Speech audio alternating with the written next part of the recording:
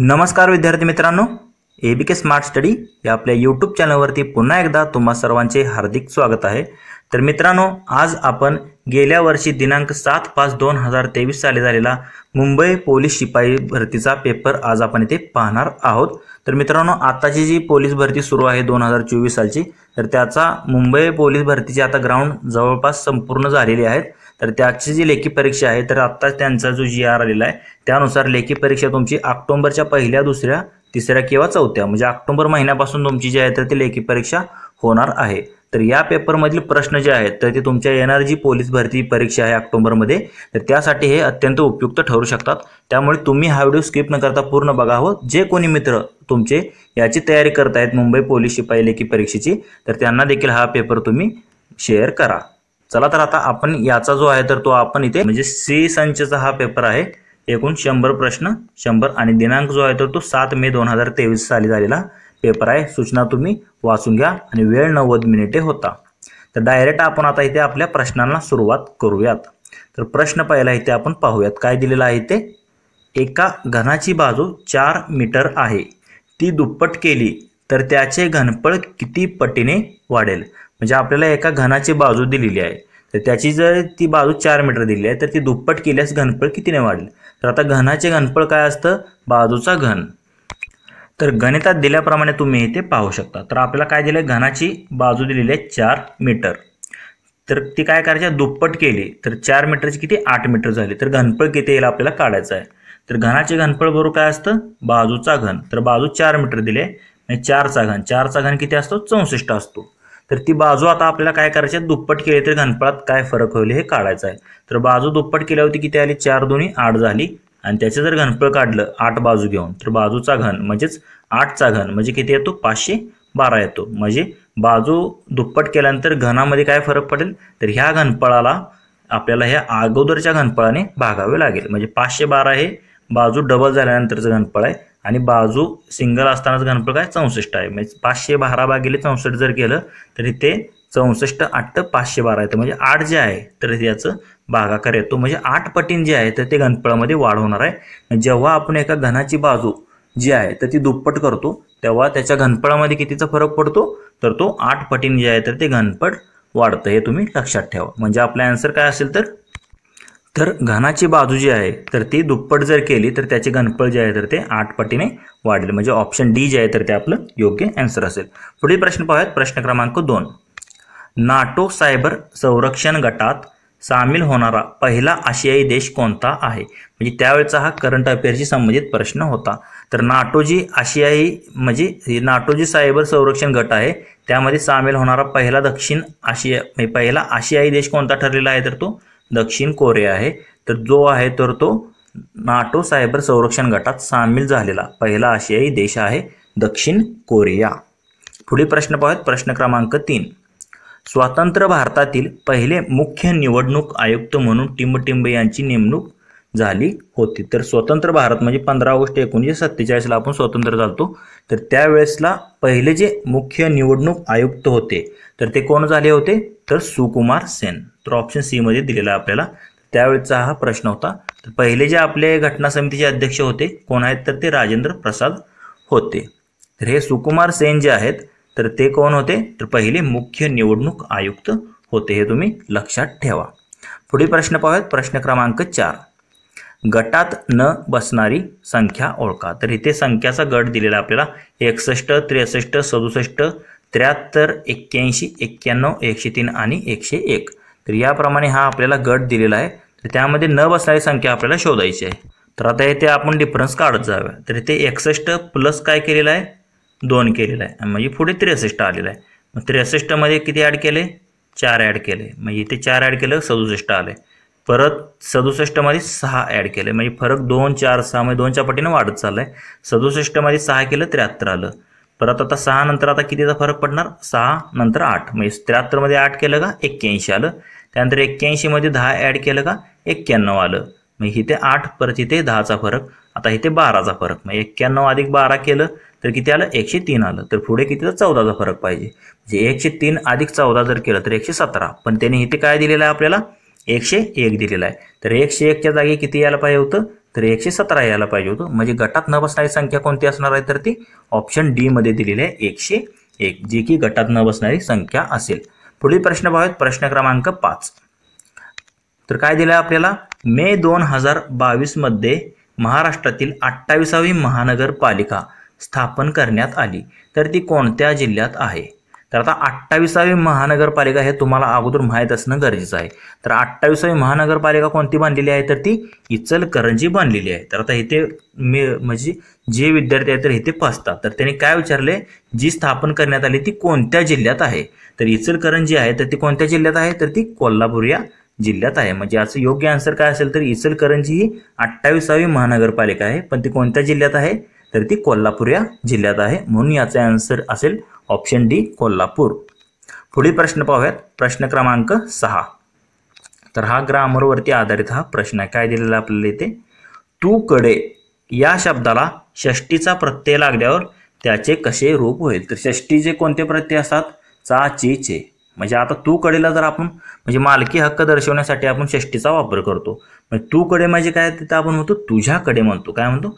तुझ्याकडे, म्हणजे त्याची मालकी आहे म्हणून तुझ्याकडे. म्हणजे इथे योग्य प्रत्यय षष्टीचा लागला तर याचं कसं रूपांतर होणार आहे तू कडेचं? तुझ्याकडे होईल. म्हणून ऑप्शन बी जे आहे तर त्याचं योग्य आन्सर असणार आहे. पुढील प्रश्न पाहूयात, प्रश्न क्रमांक 7. खालीलपैकी कोणत्या पदावलीची किंमत 37 आहे?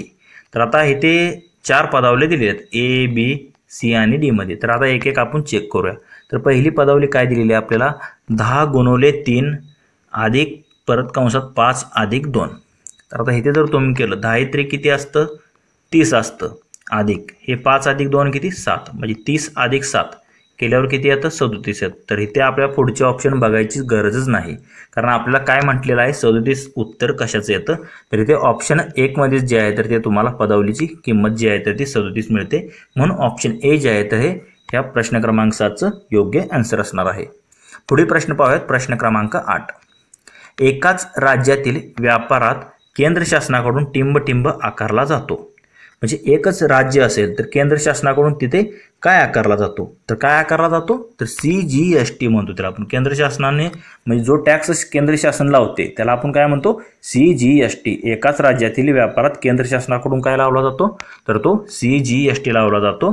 आणि राज्यामध्ये कोणता लावला जातो राज्याद्वारे? तर SGST म्हणजे स्टेट GSTचा लागला, म्हणजे गुड्स अँड सर्व्हिस टॅक्स स्टेटचा असतो. आणि सी म्हणजे काय? सेंट्रल असतो, म्हणजे केंद्राचा असतो. म्हणून ऑप्शन बी जे आहे तर त्याचं योग्य आन्सर असणार आहे. पुढील प्रश्न पाहूयात, प्रश्न क्रमांक 9. शेतकऱ्यांनी टिंब जिल्ह्यात साराबंदीची चळवळ सुरू केली होती. तर हा इतिहासाशी संबंधित हा प्रश्न आहे. तर आता वेगवेगळ्या ज्या आहेत तर त्या चळवळी झाल्या होत्या आपल्या स्वातंत्र्यपूर्व भारतामध्ये. तर साराबंदीची जी चळवळ शेतकऱ्यांनी चालू केली होती तर ती खेडा म्हणजे गुजरातमधील खेडा हा एक त्यावेळेस म्हणजे एक ठिकाण होतं. तर त्या खेडा जिल्ह्यात जे आहे तर ती साराबंदीची चळवळ सुरू केली होती. आणि कोणी सुरू केली होती तर ती महात्मा गांधीजी यांनी केली होती. हे देखील तुम्ही लक्षात ठेवा. म्हणून ऑप्शन बी जे आहे तर ते याचं योग्य आन्सर असेल. साराबंदीची चळवळ आणि कधी झाली होती ही? तर 1918 मध्ये झाली होती. हे देखील तुम्ही लक्षात ठेवा. पुढील प्रश्न पाहूयात, प्रश्न क्रमांक 10. जर परवा सोमवार होता तर शुक्रवार कधी असेल? तर आता काय म्हटलेलं आहे त्यांनी? परवा सोमवार होता. परवा दिवशी जर सोमवार असेल तर आज कोणता वार असेल? तर मंगळवार आणि बुधवार. म्हणजे बुधवार जो आहे तर तो आजचा वार असणार आहे, कारण परवा दिवशी कोणता होता? सोमवार होता. तर शुक्रवार कधी असणार आहे? शुक्रवार कधी असणार आहे बुधवार नंतर? गुरुवार आणि शुक्रवार. म्हणजे आज जर बुधवार असेल तर शुक्रवार कधी असणार आहे? तर एक दिवस सोडून नंतर, म्हणजेच परवाच असणार आहे. परवाच म्हणतो, म्हणजे मागे जायसाठी आपण देखील परवा म्हणतो आणि पुढे जरी घ्यायचं असेल तरी परवा म्हणतो. म्हणजे शुक्रवार कधी असणार आहे तर तो देखील परवाच असणार आहे, कारण आज बुधवार आहे. म्हणून ऑप्शन सी जे आहे तर त्याचं योग्य आन्सर असेल. पुढील प्रश्न पाहूयात, प्रश्न क्रमांक 11. महाबळेश्वर जवळील भिलार हे टिंब गाव म्हणून प्रसिद्ध आहे. तर भिलार हे जे गाव आहे तर ते कशाचं गाव म्हणून त्याची आता ओळख झालेली आहे? तर ते पुस्तकांचे गाव म्हणून भिलार हे जे आहे तर ते प्रसिद्ध झालेले आहे. आणि मधाचे गाव म्हणून मांगर हे गाव एक आहे, तुम्ही लक्षात ठेवा. मधाचे गाव म्हणून त्याची ओळख आहे. तर भिलार जे आहे तर ते पुस्तकाचे गाव म्हणून प्रसिद्ध आहे. महाबळेश्वर जवळ आहे हे गाव, सातारा जिल्ह्यामध्ये येते. पुढील प्रश्न पाहूयात, प्रश्न क्रमांक 12. हल्ली या शब्दाचा विरुद्धार्थी शब्द निवडा. तर हल्ली म्हणजे आपण काय म्हणतो, आजच्या घडीला, म्हणजे आजच्या दिवशी म्हणतो, म्हणजे आजच्या काळात, म्हणजे हल्ली. तर ह्याच्या विरुद्धार्थी काय असतं, पूर्वी. हल्लीच्या विरुद्धार्थी काय येईल, तर मग पूर्वी येईल, म्हणजे घडून गेलेलं. हल्ली आणि पूर्वी म्हणजे ह्याचा विरुद्धार्थी शब्द निवडायचा होता आपल्याला. पुढील प्रश्न पाहूयात. प्रश्न क्रमांक 13. तर इथे काय दिलं आहे आपल्याला, आता इथे काही संख्या दिलेल्या आहेत. काय दिलेल्या आहेत, 33, 34, 35, परत 1, 37, 38, 39. तर या संख्यांची सरासरी 36 आहे. तर एक्सची किंमत काय असेल. तर आता सरासरी म्हणजे काय, आता ह्या कशा संख्या आहेत तुम्हाला, 33, 34, 35, 37, 38, 39 ह्या तुम्हाला क्रमिक संख्या आहेत आणि एक्सची किंमत देखील 36 दिलेली आहे. 33, 34, 35, 36, 37, 38, 39 ह्या क्रमिक संख्या आहेत. आता जेव्हा क्रमिक संख्या असतात तर त्यांची म्हणजे सरासरी जी आहे तर ती 36 दिली आहे. म्हणजे सरासरी म्हणजे काय, तर त्यांची मधली जी संख्या असते तीच जी आहे तर ती सरासरी असते. तर इथे मधली संख्या कोणती आहे, एकूण ह्या 7 संख्या आहेत. म्हणजे इकडच्या 3 गेल्या, इकडच्या 3 गेल्या, राहिली कोणती, एक्स. आणि एक्सची किंमत किती दिलेली आहे, 36 दिलेली आहे. मग एक्सची किंमत आपल्याला काय मिळणार आहे, सरासरी म्हणजेच त्यांची मधली संख्या असते जर संख्या क्रमाने असतील तर. मग याचं योग्य आन्सर काय असणार आहे, एक्सची किंमत तर ती 36च असणार आहे. ऑप्शन डी मध्ये आपल्याला दिलेलं आहे, तेच आपलं योग्य आन्सर असेल. पुढील प्रश्न पाहूयात. प्रश्न क्रमांक 14. तर काय दिलेलं आपल्याला इथे, वरुणा हा द्विवार्षिक नौदल सराव भारतीय नौदल आणि इतर कोणत्या नौदल दरम्यान आयोजित करण्यात आलेला होता. म्हणजे वेगवेगळे जे आहे तर ते नौदल सराव होतात, म्हणजे भारत आणि इतर देशांशी. तर त्यापैकीच एक कोणता आहे, वरुणा. तर वरुणा हा जो नौदल सराव आहे तर तो भारत आणि फ्रान्स या देशामध्ये होतो. लक्षात ठेवा, भारत आणि फ्रान्स या दोन आपल्या म्हणजे भारत आणि फ्रान्स या देशादरम्यान हा नौदल सराव जो आहे तर तो झाला होता. म्हणजे कोणता आन्सर असेल आपला, ऑप्शन 1 मध्ये दिले आहे. वरुणा हा जो नौदल सराव आहे भारतीय नौदल आणि फ्रान्स नौदल दरम्यान आयोजित करण्यात येतो. म्हणून ऑप्शन 1 जे आहे तर त्याचा आन्सर असेल फ्रान्स नौदल. पुढील प्रश्न पाहूयात. प्रश्न क्रमांक 15. तर काय दिलं आपल्याला इथे, 15 जानेवारी प्रश्न क्रमांक 15 आहे. तर जानेवारी 2023 मध्ये विरासत साडी महोत्सव कोठे पार पडला. तर त्यावेळेचा हा करंट अफेअरचा प्रश्न होता. तर तो जो महोत्सव आहे तर तो नवी दिल्ली या ठिकाणी पार पडलेला होता. विरासत साडी महोत्सव ज्याचं नाव होतं, जो की जानेवारी 2023 मध्ये म्हणजे घडलेला होता. तर आत्ताचे करंट अफेअर्स तुम्ही करा. करंट अफेअरचे प्रश्न सोडून बाकीच्या प्रश्नावर तुम्ही जास्त फोकस करा. तर पुढील प्रश्न पाहूयात. प्रश्न क्रमांक 16. म्हणजे यावरून तुम्हाला असं दिसतंय की पेपर कधी झालता, हा मे महिन्यात झालता आणि हा जानेवारी महिन्याचा करंट अफेअरचा प्रश्न आहे. म्हणजे एक 6 महिन्या अगोदरचे तुम्ही करंट अफेअर्स, आता तुमचा पेपर जो आहे तर तो ऑक्टोबर महिन्यात होणार आहे. तर त्याच्या अगोदरचे 6 महिन्याचे करंट अफेअर्स तुम्ही करून जावा, त्या संबंधित तुम्हालाच प्रश्न विचारले जातील. पुढील प्रश्न पाहूयात. प्रश्न क्रमांक 16. प्रश्न चिन्हाच्या जागी योग्य पर्याय निवडा.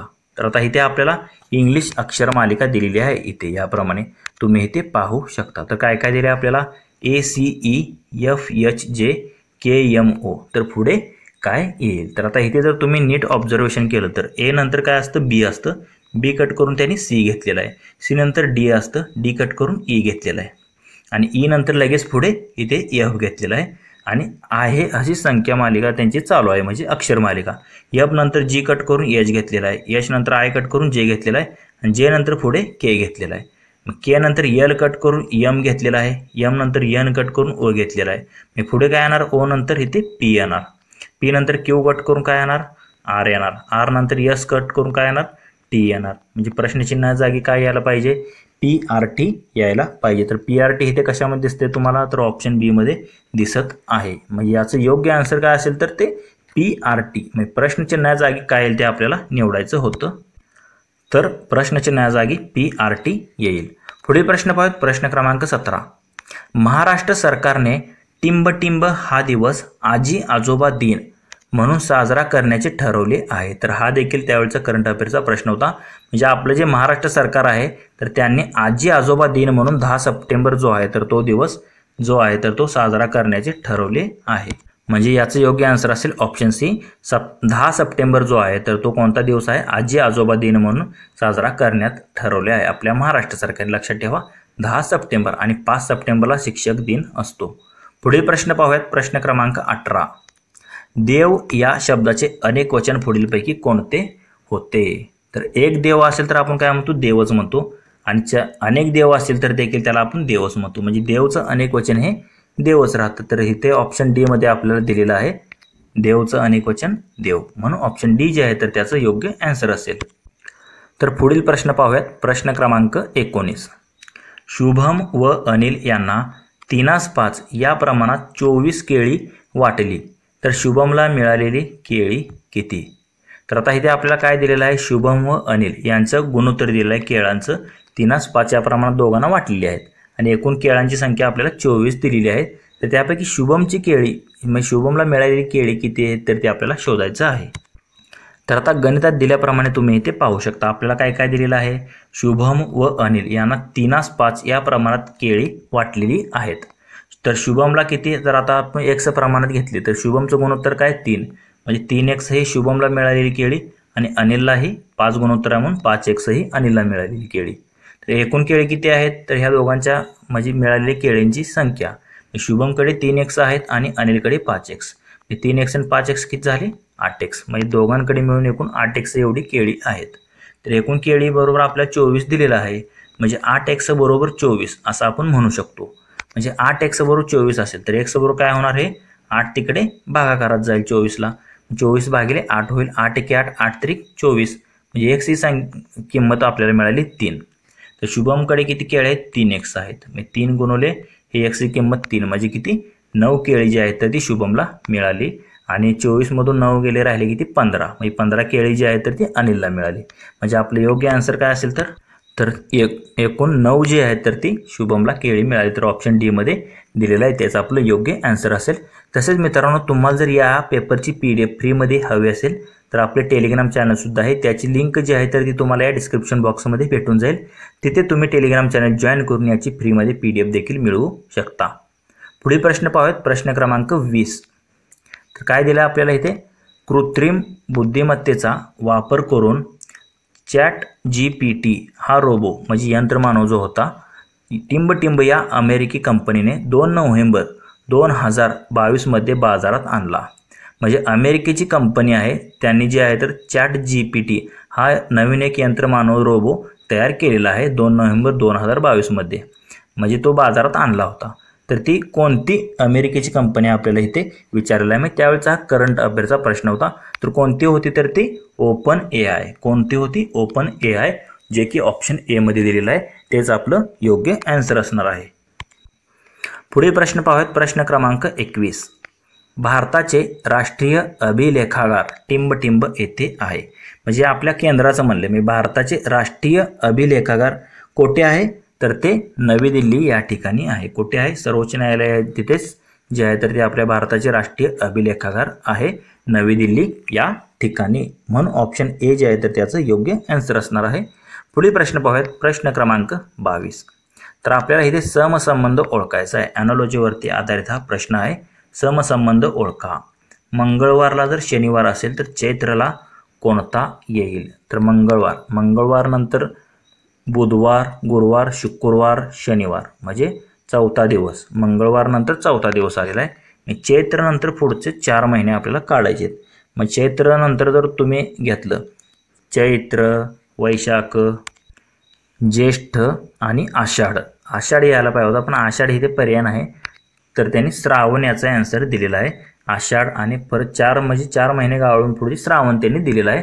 म्हणजे चैत्रसाठी त्यांनी इथे श्रावण दिलेला आहे. म्हणजे मंगळवारला जसा शनिवारचा ॲनॉलॉजी येते तर तशी चैत्रला इथे श्रावण येतो. तर इथे रविवार आहे. सॉरी, ते त्यांची थोडी प्रिंटिंग मिस्टेक झाली होती. ते रविवार त्यांनी द्यायला पाहिजे होतं पण त्यांनी शनिवार दिलेला आहे. तर त्याप्रमाणे चैत्रला श्रावण येईल. पुढील प्रश्न पाहूयात. प्रश्न क्रमांक 23. काय दिलेला आहे इथे आपल्याला? पुढील वाक्यप्रचाराचा अर्थ लिहा. तर वाक्यप्रचार आपल्याला काय दिलेला आहे? फारकत घेणे. तर फारकत घेणे त्याला आपण काय म्हणतो तर एकमेकांपासून म्हणजे वेगळे होणे. म्हणजे फारकत घ्या म्हणजे वेगळे व्हा असं आपण म्हणतो. म्हणजे फारकत होणे म्हणजे काय? एकमेकांपासून वेगळे होणे. म्हणून ऑप्शन ए जे आहे तर त्याचं योग्य आन्सर असणार आहे. फारकत होणे म्हणजेच वेगळे होणे होय. पुढील प्रश्न पाहूयात. प्रश्न क्रमांक 24. महाराष्ट्रात स्थानिक शासन संस्थेमध्ये महिलांसाठी टिंबटिंब जागा राखीव ठेवण्यात आलेल्या आहेत. तर आता इथे आपल्याला महाराष्ट्र संबंधित आपल्याला प्रश्न विचारलेला आहे, पंचायत राज संबंधित हा प्रश्न आहे. तर याचा योग्य आन्सर काय आहे, तर आपल्या महाराष्ट्रातील स्थानिक शासन संस्थांमध्ये महिलांना जे आहे तर त्या 50% जागा राखीव ठेवण्यात आलेल्या आहेत. अगोदर किती होत्या, 33% होत्या.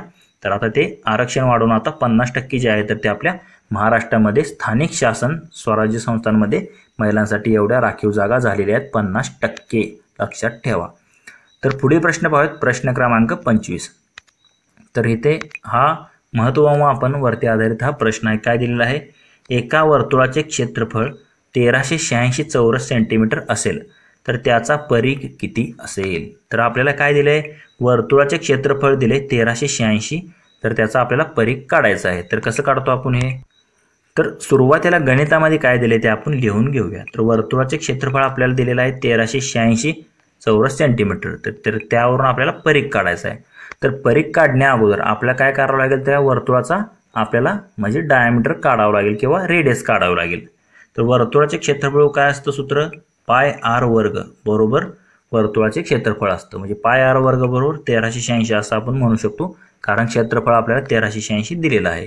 म्हणजे पाय आर वर्ग बरोबर 1386. पायची किंमत असते 22/7 गुणिले आर वर्ग बरोबर 1386. तर आता हे 22/7 इकडे आहे, तिकडे गेल्यावर काय होणार आहे 7/22. म्हणजे हे आर वर्ग बरोबर 1386 भागिले हे 22 आणि गुणिले 7 होणार आहे. तर 22 जर तुम्ही भाग घालला, 22 संग 132 उरले 6 वरून घेतले 6, 22 त्रिक 66 म्हणजे हे 63 आलं आणि गुणिले 7ला गुणिले 7 म्हणजे आर वर्ग बरोबर 63 गुणिले 7. म्हणजे आर वर्ग ह्या दोघांचा जर गुणाकार केला 7 त्रिक 21, 8 2, 7 सकून 42 आणि 2 44 म्हणजे 441 हे आर वर्ग बरोबर आलं. तर 441 जो आहे तर तो 21चा वर्ग आहे. म्हणजे इथे आपल्याला आर मिळालेला आहे, म्हणजे किती 21 सेंटीमीटर. वर्तुळाचा परिघ बरोबर काय असतं 2 पाय आर किंवा पाय डी असतं. म्हणजे इथे आपल्याला आर मिळाले म्हणून आपण 2 पाय आर या सूत्राने काढूया. म्हणजे 2 गुणिले पायची किंमत 22/7 गुणिले 21. तर 7 1 7, 7 त्रिक 21, 22 त्रिक 66 आणि 66 दोन्ही 132. म्हणजे काय असणार आहे याचा आन्सर, तर वर्तुळाचे क्षेत्रफळ जर 1386 चौरस सेंटीमीटर असेल तर त्याचा परिघ जो आहे तर तो किती 132 चौरस सेंटीमीटर असेल. म्हणजे आपलं योग्य आन्सर काय असेल, तर इथे 132 सेंटीमीटर असेल. तर आता मुले इथे फसतात, इथे 132 दिले, इथे 132 दिले, पण इथे युनिट बघा, इथे चौरस सेंटीमीटर दिले. तर हे क्षेत्रफळ असतं चौरस सेंटीमीटरमध्ये, तर हे आपल्याला परिघ जो आहे तर तो सेंटीमीटरमध्ये असतो. म्हणून ऑप्शन बी जे आहे तर ते 132. प्रश्न क्रमांक 26 काय दिलेलं आहे, ते संयुक्त राष्ट्रसंघाद्वारे 2023 हे वर्ष कोणते वर्ष म्हणून साजरे करण्यात येणार आहे. संयुक्त राष्ट्रसंघद्वारे जे होतं 2023चं हे वर्ष होतं, तर ते काय म्हणून घोषित करण्यात येणार आहे. मी त्यावेळेचा करंट अफेअरचा प्रश्न होता, तर ते जे आहे तर ते भरड धान्य वर्ष म्हणून घोषित करण्यात आलेलं होतं, हे तुम्हाला माहितीच आहे. तर त्यावेळेचा हा करंट अफेअरचा प्रश्न होता, म्हणून ऑप्शन डी जे आहे तर त्याचं योग्य आन्सर असणार आहे. भरड धान्य वर्ष म्हणून ते घोषित केलं होतं. पुढील प्रश्न, प्रश्न क्रमांक 27. 1 जानेवारी 2023 रोजी टिंबटिंब या देशाने युरो हे चलन स्वीकारले. तर हा देखील करंट अफेअरशी संबंधित हा प्रश्न आहे. तर कोणते चलन स्वीकारले होते, म्हणजे युरो हे जे चलन आहे तर ते कोणी स्वीकारले होते 1 जानेवारी 2023 पासून, तर ते क्रोएशिया या देशाने स्वीकारले होते. 1 जानेवारी 2023 पासून त्या देशाने युरो हे चलन स्वीकारले आहे, क्रोएशिया. ऑप्शन सी जे आहे तर त्याचं योग्य आन्सर असणार आहे. पुढील प्रश्न पाहूयात, प्रश्न क्रमांक 28. रमेश सुरेशपेक्षा मोठा आहे, विजय अविनाशपेक्षा मोठा आहे, पण सुरेशपेक्षा लहान आहे, तर सर्वात मोठा कोण. तर आता इथे आपल्याला काय काय दिलेलं आहे सुरुवातीला आपण लिहून घेऊया. तर रमेश जो आहे तर तो सुरेशपेक्षा मोठा आहे, तर इथे आपण रमेशला आर लिहूया, तो कोणापेक्षा मोठा आहे सुरेशपेक्षा, म्हणून त्याला आपण यस लिहूया. विजय अविनाशपेक्षा मोठा आहे, तर इथे खाली आपण व्ही लिहूया विजयसाठी, आणि तो कोणापेक्षा मोठा आहे अविनाशपेक्षा मोठा आहे असं आपण लिहूया. पण सुरेशपेक्षा लहान आहे, म्हणजे विजय जो आहे तर तो सुरेशपेक्षा लहान आहे, सुरेश हा विजयपेक्षा मोठा असणार आहे. इथे विजय येणार आहे आणि विजय हा अविनाशपेक्षा मोठा आहे दिलेला आहे. तर सर्वात मोठा कोण आहे, तर इथे तुम्हाला कोण दिसते सर्वात मोठे, तर इथे आर जे आहे सर्वात पुढे दिसते तुम्हाला, म्हणजे रमेश. रमेश जो आहे तर या चौघांमध्ये मोठा असणार आहे। तेच आपलं योग्य आन्सर असेल ऑप्शन ए। पुढील प्रश्न क्रमांक 29, जय जय महाराष्ट्र माझा गरजा महाराष्ट्र माझा या गीताला राज्यगीताचा दर्जा देण्यात आलेला आहे।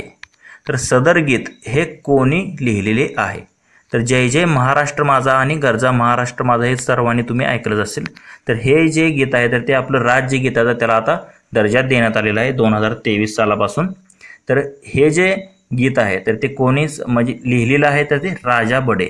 तर राजा बडे यांचं हे गीत आहे जय जय महाराष्ट्र माझा गरजा महाराष्ट्र माझा, ज्याला 2023 पासून राज्यगीताचा दर्जा देण्यात आलेला आहे।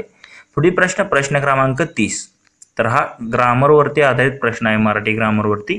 तर काय दिलेलं आहे आपल्याला? विशेषणाचा प्रकार ओळखा। तर आता इथे काय दिलेलं आहे? रांगणारे मूल। तर आता रांगणारे मूल म्हणजे हे आपण कसलं विशेषण म्हणतो याला? रांगणारे हे काय एक प्रकारे धातू आहे, म्हणजे रांगणारे मूल हे कसं झालं? एक धातू साधित विशेषणाचा प्रकार आहे रांगणारे मूल, म्हणून ऑप्शन ए जे आहे तर त्याचं योग्य आन्सर असणार आहे। किंवा रडणारे मूल आपण म्हणतो किंवा चालणारे मूल, म्हणजे हे जे दोन म्हणजे विशेषण म्हणजे हे जोडलेलं असतं तर त्याला आपण कोणतं म्हणतो? धातू साधित विशेषण म्हणतो। म्हणजे जाणारे येणारे मूल म्हणजे असे जर शब्द असतील जा ये उठ बस मूळ धातूपासून जे बनलेले आहेत तर त्यांना आपण धातू साधित म्हणतो। म्हणून हे कसं आहे? रांगणारे मूल हे धातू साधित विशेषणाचा प्रकार आहे। नाम साधित विशेषणामध्ये काय असतं? आता कोल्हापुरी चप्पल म्हणजे कोल्हापूर हे काय झालं? नाव झालं आणि ते त्याचा विशेषण म्हणून वापर केलेला आहे नाम साधित, म्हणजे कोल्हापुरी चप्पल, रत्नागिरीचा हापूस आंबा म्हणजे नागपूरची संत्री हे नामसाधित विशेषण झाले। आणि सर्वनामिकमध्ये सर्वनामाचा वापर केलेला असतो आणि अव्यय साधित म्हणजे अव्ययांचा वापर केलेला असतो। पुढील प्रश्न पाहूयात, प्रश्न क्रमांक 31, शून्य या बहुपदीची कोटी किती असते?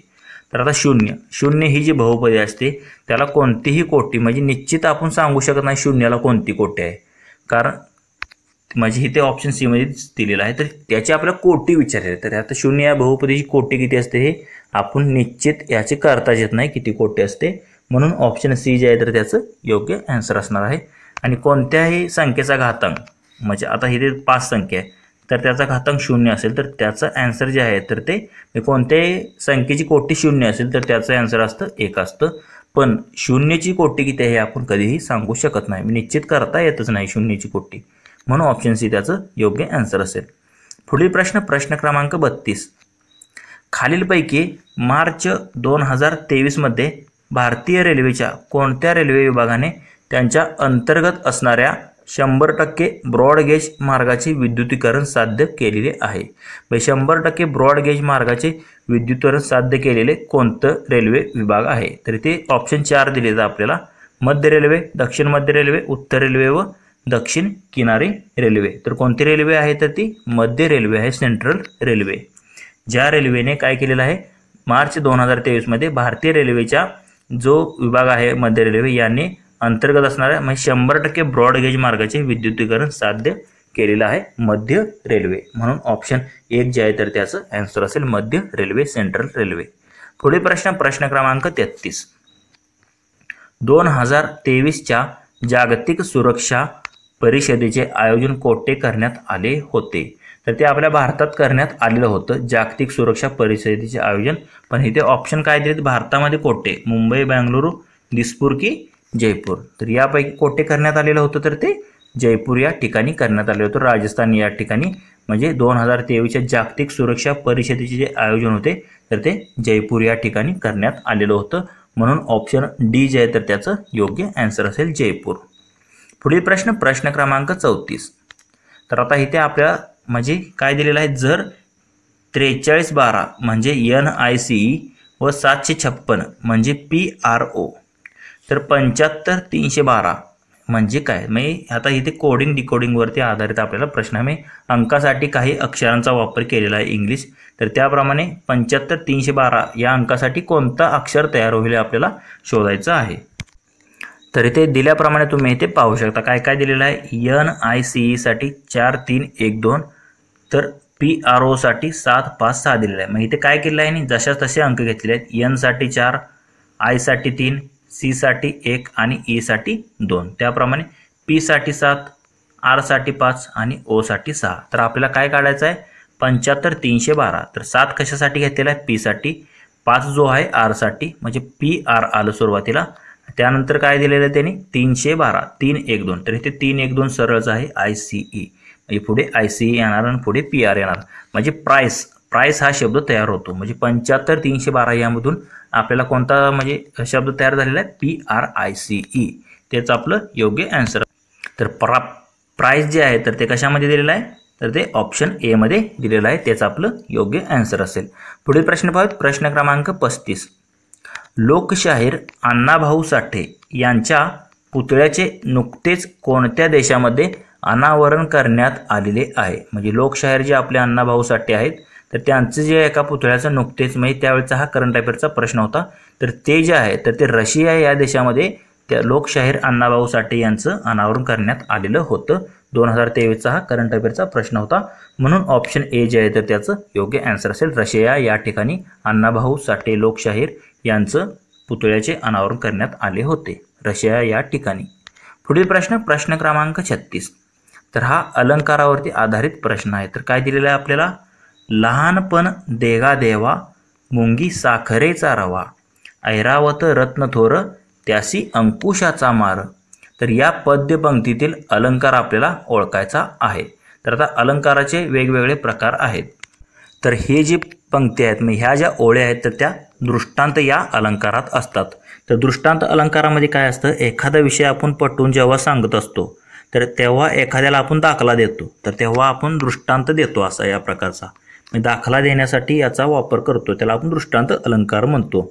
अजून जर उदाहरण पाहायचं झालं तर न कळता पद अग्निवरी पडे, न करी दाह असे न कधी घडे, अजित नाम वदो भलत्या मिसे, सकल पातक भस्म करीत असे. म्हणजे या प्रकारे आपण दृष्टांत देतो.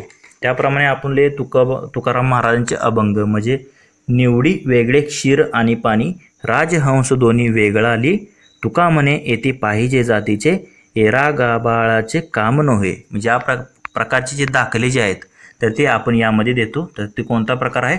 दृष्टांत अलंकाराचा प्रकार आहे. तर इथे ऑप्शन 1 मध्ये उपमा अलंकार दिलेला आहे. तर उपमा अलंकारमध्ये काय असतं? जेव्हा दोन वस्तूंमधील जे साम्य असतं तर ते चमत्कृतीपूर्ण रीतीने जिथे वर्णन केलेले असते तेथे उपमा अलंकार होतो.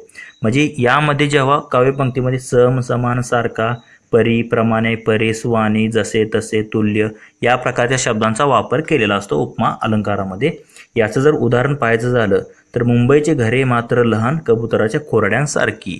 म्हणजे मुंबईच्या घरांची उपमा जी आहे म्हणजे कोरड्यांसारखी, म्हणजे सारखी इथे आपल्याला शब्द आलेला आहे. त्याप्रमाणे आबाळागत माया तुझी अम्मावरी राहू दे. आबाळागत म्हणजे आबाळासारखी. म्हणजे या प्रकारचे शब्द जेव्हा येतात तेव्हा उपमा अलंकार येतो. आणि सी मध्ये दिलेला आहे उत्प्रेक्षा अलंकार. तर उत्प्रेक्षा म्हणजेच त्याला आपण कल्पना करणे म्हणतो. म्हणजे उपमेय हे जणू उपमानच आहे असे जेथे वर्णिलेले असते तेथे उत्प्रेक्षा अलंकार होतो. तर यामध्ये जणू, जणू काय, गमे, भासे, वाटे की या शब्दांचा वापर केलेला असतो. उदाहरण सांगायचं झालं उत्प्रेक्षा अलंकाराचं तर ते आहे ती गुलाबी उषा म्हणजे परमेश्वराचे प्रेमच जणू. म्हणजे जणू हा शब्द आला. त्याप्रमाणे कोकणातील हापूस आंबा जणू साखरच. म्हणजे हे जणू या प्रकारचे शब्द जे येतात जणू, गमे, भासे तर ते उत्प्रेक्षा अलंकारात येतात. आणि डी मध्ये दिले अतिशयोक्ती म्हणजे अलंकार. तर अतिशयोक्तीमधून तुम्हाला याचा अर्थ समजला असेल. तर अतिशयोक्ती म्हणजे एखादी कल्पना किंवा गोष्ट आहे ती आहे त्याच्यापेक्षा आपण जेव्हा फुगवून सांगतो तर तेव्हा अतिशयोक्ती अलंकार होतो. तर म्हणजे याचे जर तुम्ही जर उदाहरण पाहायला गेलं तर त्याचे हात गगनाला भिडले, त्याचे हात आबाळापर्यंत टेकले. म्हणजे ते काय खरोखर टेकणार आहेत का नाही, म्हणजे आपण फुगवून सांगतो. ती रडली समुद्राच्या समुद्र, म्हणजे ती काय समुद्रभर रडणार आहे का नाही, पण एखादी फुगवून सांगतो गोष्ट तेव्हा अतिशयोक्ती अलंकार होतो. तर याचं जे आन्सर आहे लहानपण देगा देवा, मुंगी साखरेचा रवा, तर याचं जे आन्सर आहे हे एक प्रकारचा दृष्टांत आहे. म्हणून ऑप्शन बी जे आहे तर त्याचं योग्य आन्सर असणार आहे. पुढे प्रश्न पाहूयात. प्रश्न क्रमांक 37. तर हा गणितावरती आधारित प्रश्न काय दिले?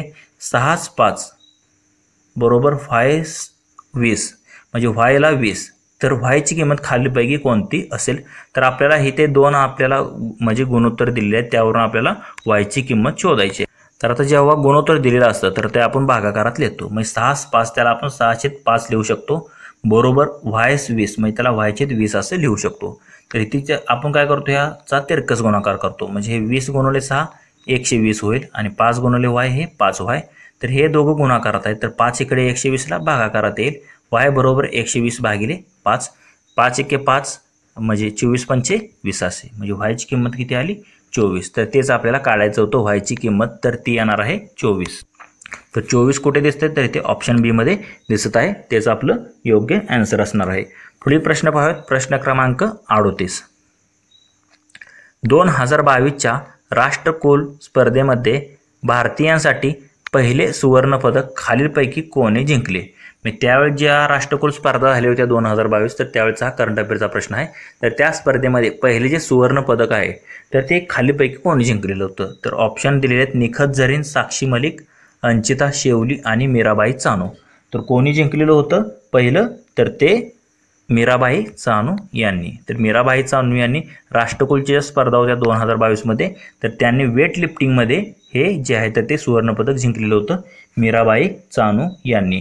म्हणून याचं जे योग्य आन्सर आहे तर ते ऑप्शन डी असेल मीराबाई चानू. तर त्या वेट लिफ्टिंगशी संबंधित आहेत हे देखील तुम्ही लक्षात ठेवा.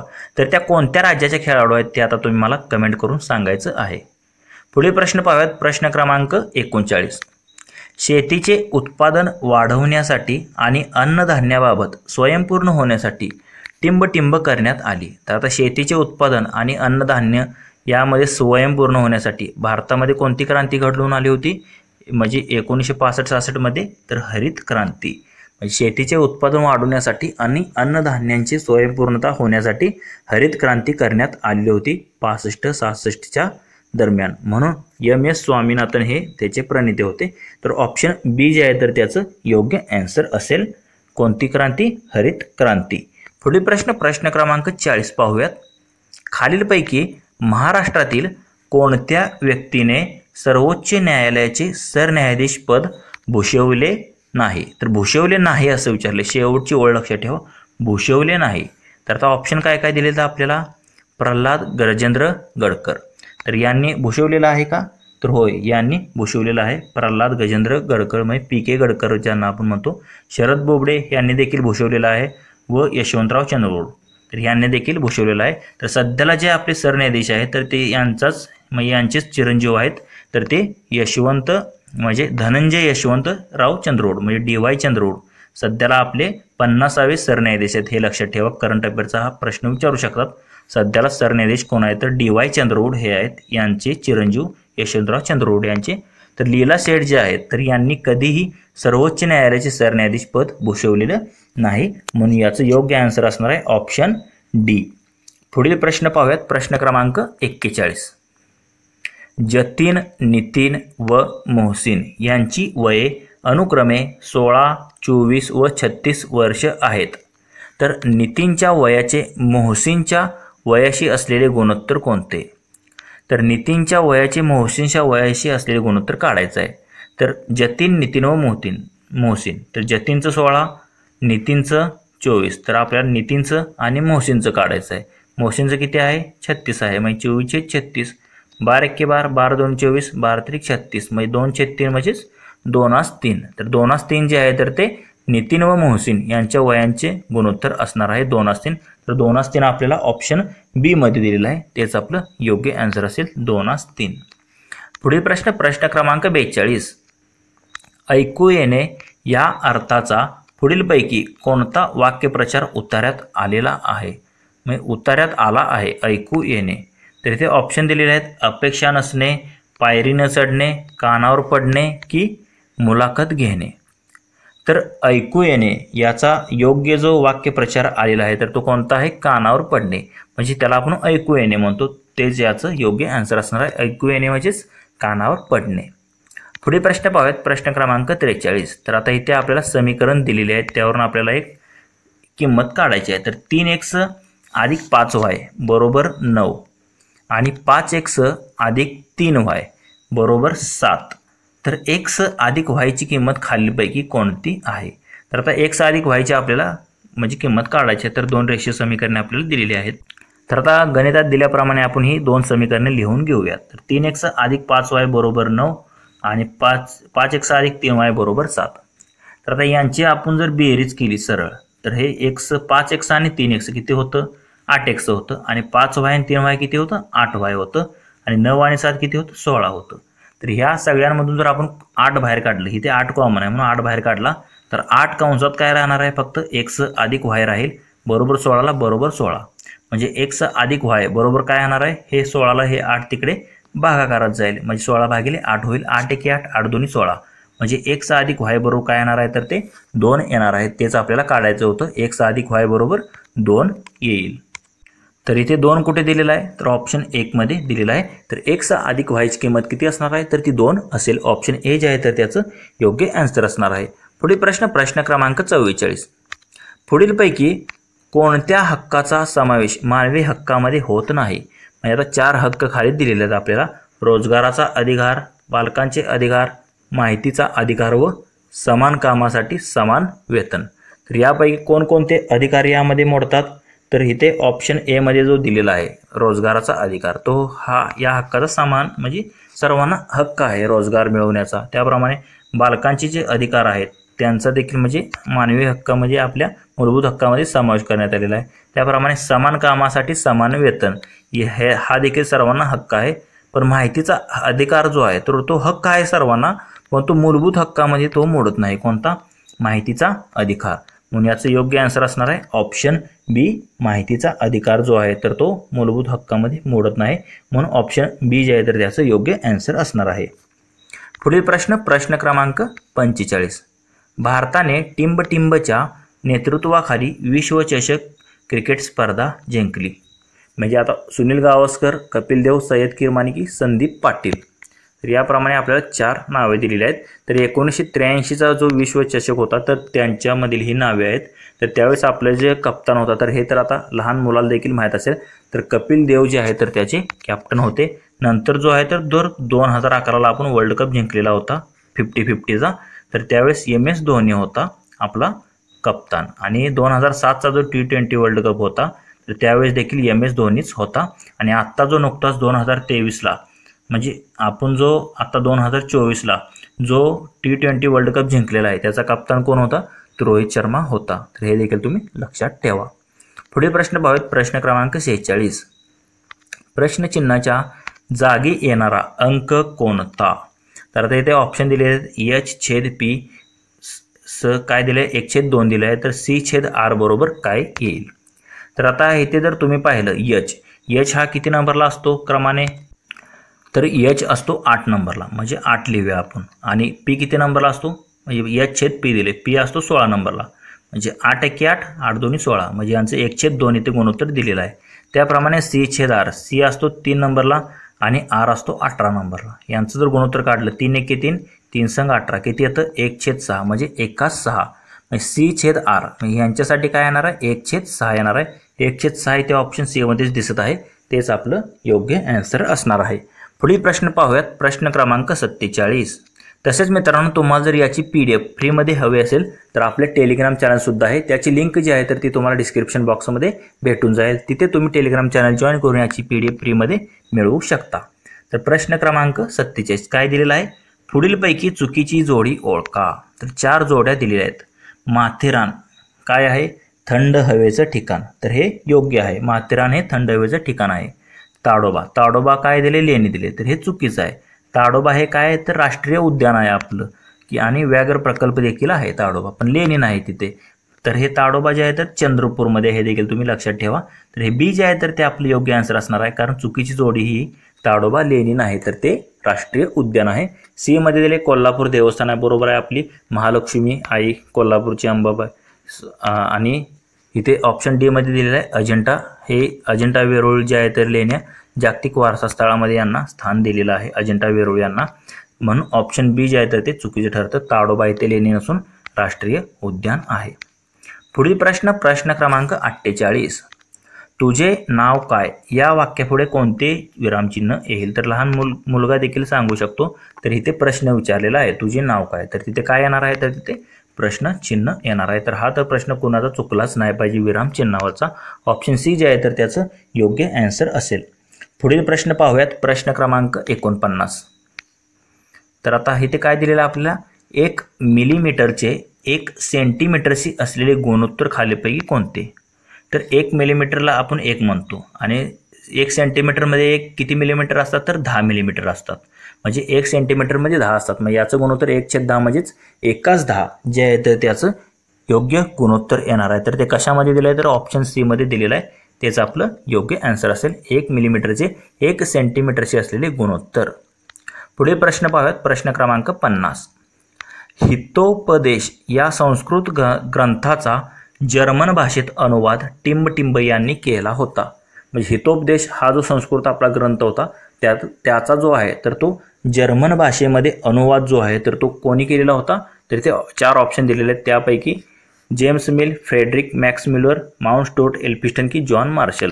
तर यापैकी फ्रेडरिक मॅक्स म्युलर जे आहे तर हे मॅक्स म्युलर त्यांनी जे आहे तर त्या हितोपदेश या संस्कृत आपला जो ग्रंथ होता त्याचा जर्मन भाषेमध्ये त्यांनी अनुवाद केलेला होता. फ्रेडरिक मॅक्स म्युलर म्हणजे ऑप्शन बी जे आहे तर त्याचं योग्य आन्सर असणार आहे. तर पहिला म्हणजे प्रश्न क्रमांक 51. तर इथे तुम्ही पाहू शकता काय दिलेलं आहे आपल्याला इथे. इसवी सन 1974 साली भारताने टिंबटिंब या ठिकाणी अणुचाचणी केली. तर 1974 साली जी भारताने अणुचाचणी केली होती तर ती कोणत्या ठिकाणी केली होती असं विचारलेलं आहे. तर कुठे केली होती तर ती पोखरण राजस्थान या ठिकाणी केली होती. कुठे? पोखरण राजस्थान. तर हे तुम्ही लक्षात ठेवा. ऑप्शन सी जे आहे तर ते त्याचा आन्सर असणार आहे. आणि दुसऱ्यांदा देखील 1998 मध्ये देखील 2 अणुचाचण्या पोखरण येथेच केलेल्या होत्या 1974 साली. 19 मे तारीख होती ती 19 मे 1974 आणि 11 व 13 मे 1998ला इथेच झाली होती दुसरी आणि तिसरी अणुचाचणी देखील. पुढील प्रश्न पाहूयात. प्रश्न क्रमांक 52. त्याप्रमाणे तुम्ही इथे श्रीहरिकोटा हे पाहू शकता. तर हे उपग्रह दळणवळण केंद्र आहे श्रीहरिकोटा जे की आंध्र प्रदेश या राज्यामध्ये येते. तुंबा हे जे आहे तर ते केरळमध्ये येते प्रक्षेपण केंद्र. आणि जैतापूर जो आहे तर तो अणुऊर्जा प्रकल्प तिथे होणार आहे म्हणजे नियोजित आहे. तर ते जे आहे तर ते रथित. पुढील प्रश्न पाहूयात. प्रश्न क्रमांक 52. तर काय दिलं इथे आपल्याला. जय हा विजयपेक्षा 5 वर्षांनी लहान आहे. त्या दोघांच्या वयाची बेरीज 25 आहे. तर जयचे वय किती आपल्याला काढायचं आहे. दोघांच्या वयाची बेरीज 25 दिली आहे आणि जय हा विजयपेक्षा 5 वर्षांनी लहान आहे असं आपल्याला दिलेलं आहे. तर गणितात दिल्याप्रमाणे तुम्ही इथे पाहू शकता आपल्याला काय काय दिलेलं आहे. विजयचे वय आता आपण त्यात काय करायचं x मानायचं. तर आपल्याला काय दिलेलं आहे जय जो आहे तर त्याचं जे वय आहे तर ते विजयपेक्षा 5 वर्षांनी जय जो आहे तर तो लहान आहे. म्हणजे विजयचे वय जर आपण x मानलं तर त्याच्यापेक्षा 5 वर्षांनी लहान जयचं वय असणार आहे. आणि जयचं वय काय असणार आहे मग x - 5 येईल कारण आपण विजयचे x मानलेलं आहे. आपल्याला काय दिलेलं आहे अजून दोघांच्या वयाची बेरीज दिलेली आहे. किती आहे तर ती 25 दिलेली आहे. तर आता 25 ह्या दोघांच्या वयाची बेरीज आहे. म्हणजे आपण असं म्हणू शकतो विजयचे वय x अधिक x - 5 हे जयचे वय. दोघांच्या वयाची बेरीज 25 म्हणजे हे x आणि x 2x झाले. -5 ला -5 बरोबर 25. तर -5 इकडे आहे तर तिकडे जाऊन +5 होईल. म्हणजे 2x बरोबर 25 अधिक 5 म्हणजे 2x बरोबर 30 येईल. तर आता हे x हे ते 2 ला गुणाकारात आहे तर ते 2 जे आहे तर तिकडे गेल्यावर 30 ला भागाकारात जाईल. म्हणजे x बरोबर काय येणार आहे 30/2 2 15 2 30 म्हणजे 15 जे आहे तर ती x ची किंमत आपल्याला मिळाली आहे. x कोणाचं वय आहे तर ते विजयचं वय आहे. तर आपल्याला काय विचारलेलं आहे जयचं वय काय. जयचं वय काय x - 5 म्हणजेच 15 - 5 किती येणार आहे 10 वर्ष येणार आहे. तेच आपलं योग्य आन्सर असेल जयचं वय 10 वर्ष. तर ते कशामध्ये दिले तर आपल्याला ऑप्शन सी मध्ये दिलेलं आहे. जयचं वय जे आहे तर ते 10 वर्ष येईल. पुढील प्रश्न पाहूयात. प्रश्न क्रमांक 53. महाराष्ट्रात तयार होणाऱ्या लाकडी बाहुलीला टिंबटिंब म्हणत. म्हणजे महाराष्ट्रात जी लाकडी बाहुली लाकडी बाहुली तयार होते तर त्याला कोणत्या नावाने ओळखतात. तर त्याला आपण काय म्हणतो तर ठकी असे म्हणतो. ती जी लाकडी बाहुली महाराष्ट्रामध्ये तयार होते त्याला आपण काय म्हणतो ठकी. ऑप्शन 1 मध्ये दिलेलं आहे तेच आपलं योग्य आन्सर असेल. पुढील प्रश्न पाहूयात. प्रश्न क्रमांक 54. तर काय दिले आपल्याला इथे कमळ या शब्दाचा समानार्थी नसलेला शब्द कोणता. तर ते नसलेला हा शब्द ओळखायचा आहे. तर असलेला नाही तर नसलेला. तर राजीव आपण कमळला म्हणतो त्याप्रमाणे सरोज म्हणतो अंबुज म्हणतो. पण इथे 4 नंबरला वायस दिलेला आहे. तर वायस हे आपण कमळाला म्हणत नाही. तर वायस कशाचा समानार्थी शब्द आहे हे तुम्ही मला कमेंट करून सांगायचं आहे. तर वायस हा कमळाचा समानार्थी शब्द नाही तर अंबुज सरोज आणि सजीव हे आहेत. म्हणून समानार्थी नसलेला शब्द कोणता येईल तर ते वायस ऑप्शन डी मध्ये दिले. पुढील प्रश्न पाहूयात. प्रश्न क्रमांक 55. प्रत्येक रेषाखंडाला किती मध्यबिंदू असतात? म्हणजे मध्यबिंदू किती असतात असं आपल्याला विचारलेलं आहे प्रत्येक रेषाखंडाला. तर आता एक लक्षात घ्या, आता इथे एक रेषाखंड आहे आपल्याकडे, इथे ए आणि बी, तर त्याला आपण नाव दिलं, म्हणजे एक रेषाखंड आहे ए बी. तर आता ह्याचा मध्यबिंदू किती निघणार आहे? तर मध्यबिंदू इथे मध्येच एकच निघणार आहे ना. तुम्ही कोणताही रेषाखंड घ्या, त्याचा मध्यबिंदू किती असतो? तर तो एकच असतो. म्हणजे इथं आपला आन्सर काय येणार आहे? प्रत्येक रेषाखंडाला किती मध्यबिंदू असतात? तर एकच मध्यबिंदू असतो. म्हणून इथे ऑप्शन ए मध्ये दिलेला आहे, तेच आपलं योग्य आन्सर असेल. एकच मध्यबिंदू असतात प्रत्येक रेषाखंडाला. पुढील प्रश्न पाहूयात. प्रश्न क्रमांक 56. भारतातील पहिला वेस्ट टू हायड्रोजन प्रकल्प खालीलपैकी कोणत्या शहरात उभारला जाणार आहे? म्हणजे भारतातला पहिला वेस्ट टू हायड्रोजन प्रकल्प. तर ऑप्शन दिलेत अहमदाबाद, मुंबई, दिल्ली व पुणे. तर तो जो आहे प्रकल्प आपल्या महाराष्ट्रातील पुणे या ठिकाणी उभारण्यात येणार आहे. वेस्ट टू हायड्रोजन हा भारतातील पहिला प्रकल्प आहे जो की आपल्या पुणे या शहरामध्ये उभारण्यात येणार आहे. ऑप्शन डी जे आहे तर त्याचं योग्य आन्सर असेल. तर हा त्यावेळचा करंट अफेअरचा प्रश्न होता. पुढील प्रश्न पाहूयात. प्रश्न क्रमांक 57. डॉक्टर एन गोपीनाथ यांच्या नेतृत्वाखाली भारतात टिंबटिंब या शहरात पहिली ओपन हार्ट शस्त्रक्रिया यशस्वी झाली. म्हणजे ओपन हार्ट शस्त्रक्रिया जी आहे तर ती भारतातील जे डॉक्टर एन गोपीनाथ आहेत तर त्यांच्या अंडर झाली होती. पण कुठे झाली होती? तर वेल्लूर या ठिकाणी. कुठे? वेल्लूर या ठिकाणी डॉक्टर एन गोपीनाथ यांच्या नेतृत्वाखाली भारतात वेल्लूर या शहरात जी आहे तर ती पहिली ओपन हार्ट सर्जरी म्हणतो त्याला आपण, ओपन हार्ट शस्त्रक्रिया जी आहे तर ती यशस्वी झाली होती वेल्लूर या ठिकाणी. ऑप्शन बी जे आहे तर त्याचं योग्य आन्सर असणार आहे. पुढील प्रश्न पाहूयात. प्रश्न क्रमांक 58. पुढीलपैकी महाप्राण व्यंजन कोणते? तर आता महाप्राण व्यंजन कोणतं आहे तर त्याला आपण काय म्हणतो? ह म्हणतो. म्हणजे याचा म्हणजे ह जे आहे तर ते महाप्राण व्यंजन म्हणून ओळखले जाते. ळ जे आहे तर ते स्वातंत्र्य वर्ण आहे. क्ष आणि ज्ञ हे कशा आहेत तर हे संयुक्त व्यंजने आहेत. तर एकूण 34 व्यंजने आहेत. तर त्यापैकी आपल्याला महाप्राण ओळखायचं आहे. तर महाप्राण व्यंजने कोणते आहेत तर ह आहे. म्हणून ऑप्शन ए जे आहे तर त्याचं योग्य आन्सर असेल. पुढे प्रश्न पाहूयात. प्रश्न क्रमांक 59. तर तिथे आपल्याला गुणोत्तर दिलेले आहेत. एस बी, बी सी, सी डी व डी सी. बरोबर काय दिले? 3 6, 6 9, 9 टिंबटिंब आणि 15. तिथे जर तुम्ही पाहिलं इथे 3 6, 3 2 6, परत 3 3 9, 3 4 12, 3 5 15. म्हणजे इथे सरळ सरळ जे आहे तर ते गुणोत्तर 3च्या पटीत इथे वाढत चाललेलं आहे. म्हणून इथे आपल्याला प्रश्नचिन्ह जागी काय यायला हवं तर 12 यायला हवं. तर 12 इथे ऑप्शन 1 मध्येच आपल्याला दिसत आहे, तेच आपलं योग्य आन्सर असणार आहे 12. पुढील प्रश्न पाहूयात. प्रश्न क्रमांक 60. पुढीलपैकी चुकीची जोडी ओळखा.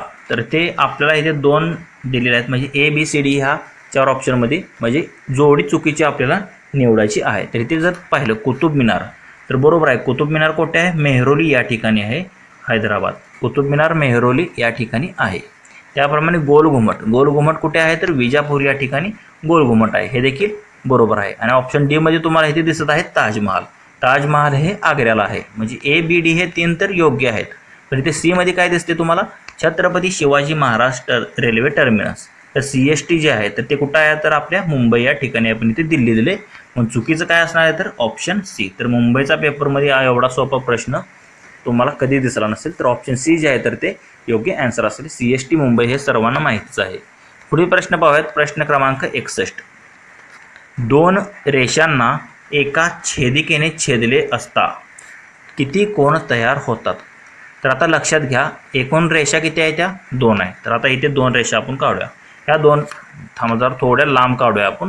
2 रेषा आहेत त्याला एका छेदिकेने छेदायच्या. तर ह्या 2 रेषाला एक छेदिका अशी गेली तर किती कोण तयार दिसतात तुम्हाला? इथे 1 दिसतोय, इथे 2, इथे 3, इथे 4, परत इथे 5 6 7 आणि 8. तर 7 8 एकूण किती 8 कोण तुम्हाला इथे दिसत आहेत.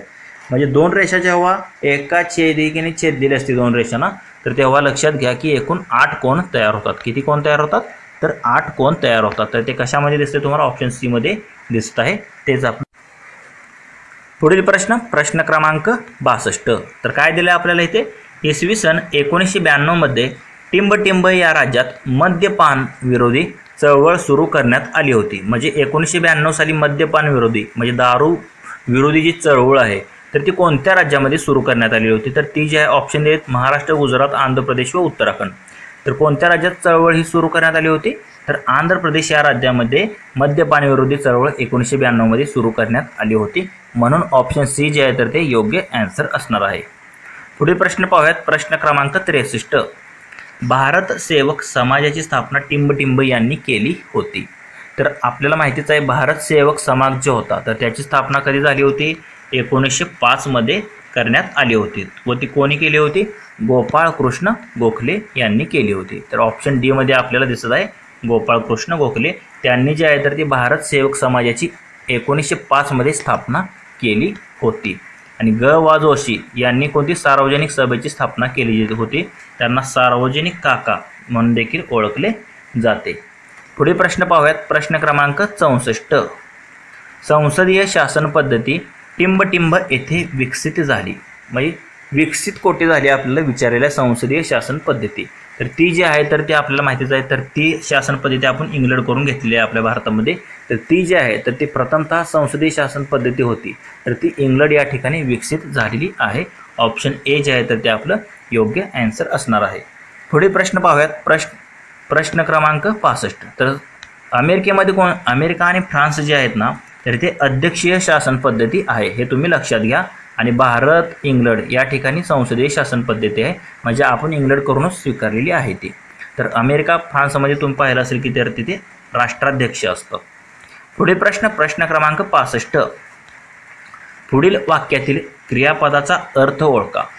तर आता इथे आपल्याला क्रियापदाचा अर्थ ओळखायचा योग्य अर्थ. तर ते ओळ काय दिलेले आपल्याला? देवा सर्वांना सुखी ठेव. तर इथे काय केलेले? देवाकडे आपण एक याचना केलेली आहे, देवा सर्वांना सुखी ठेव.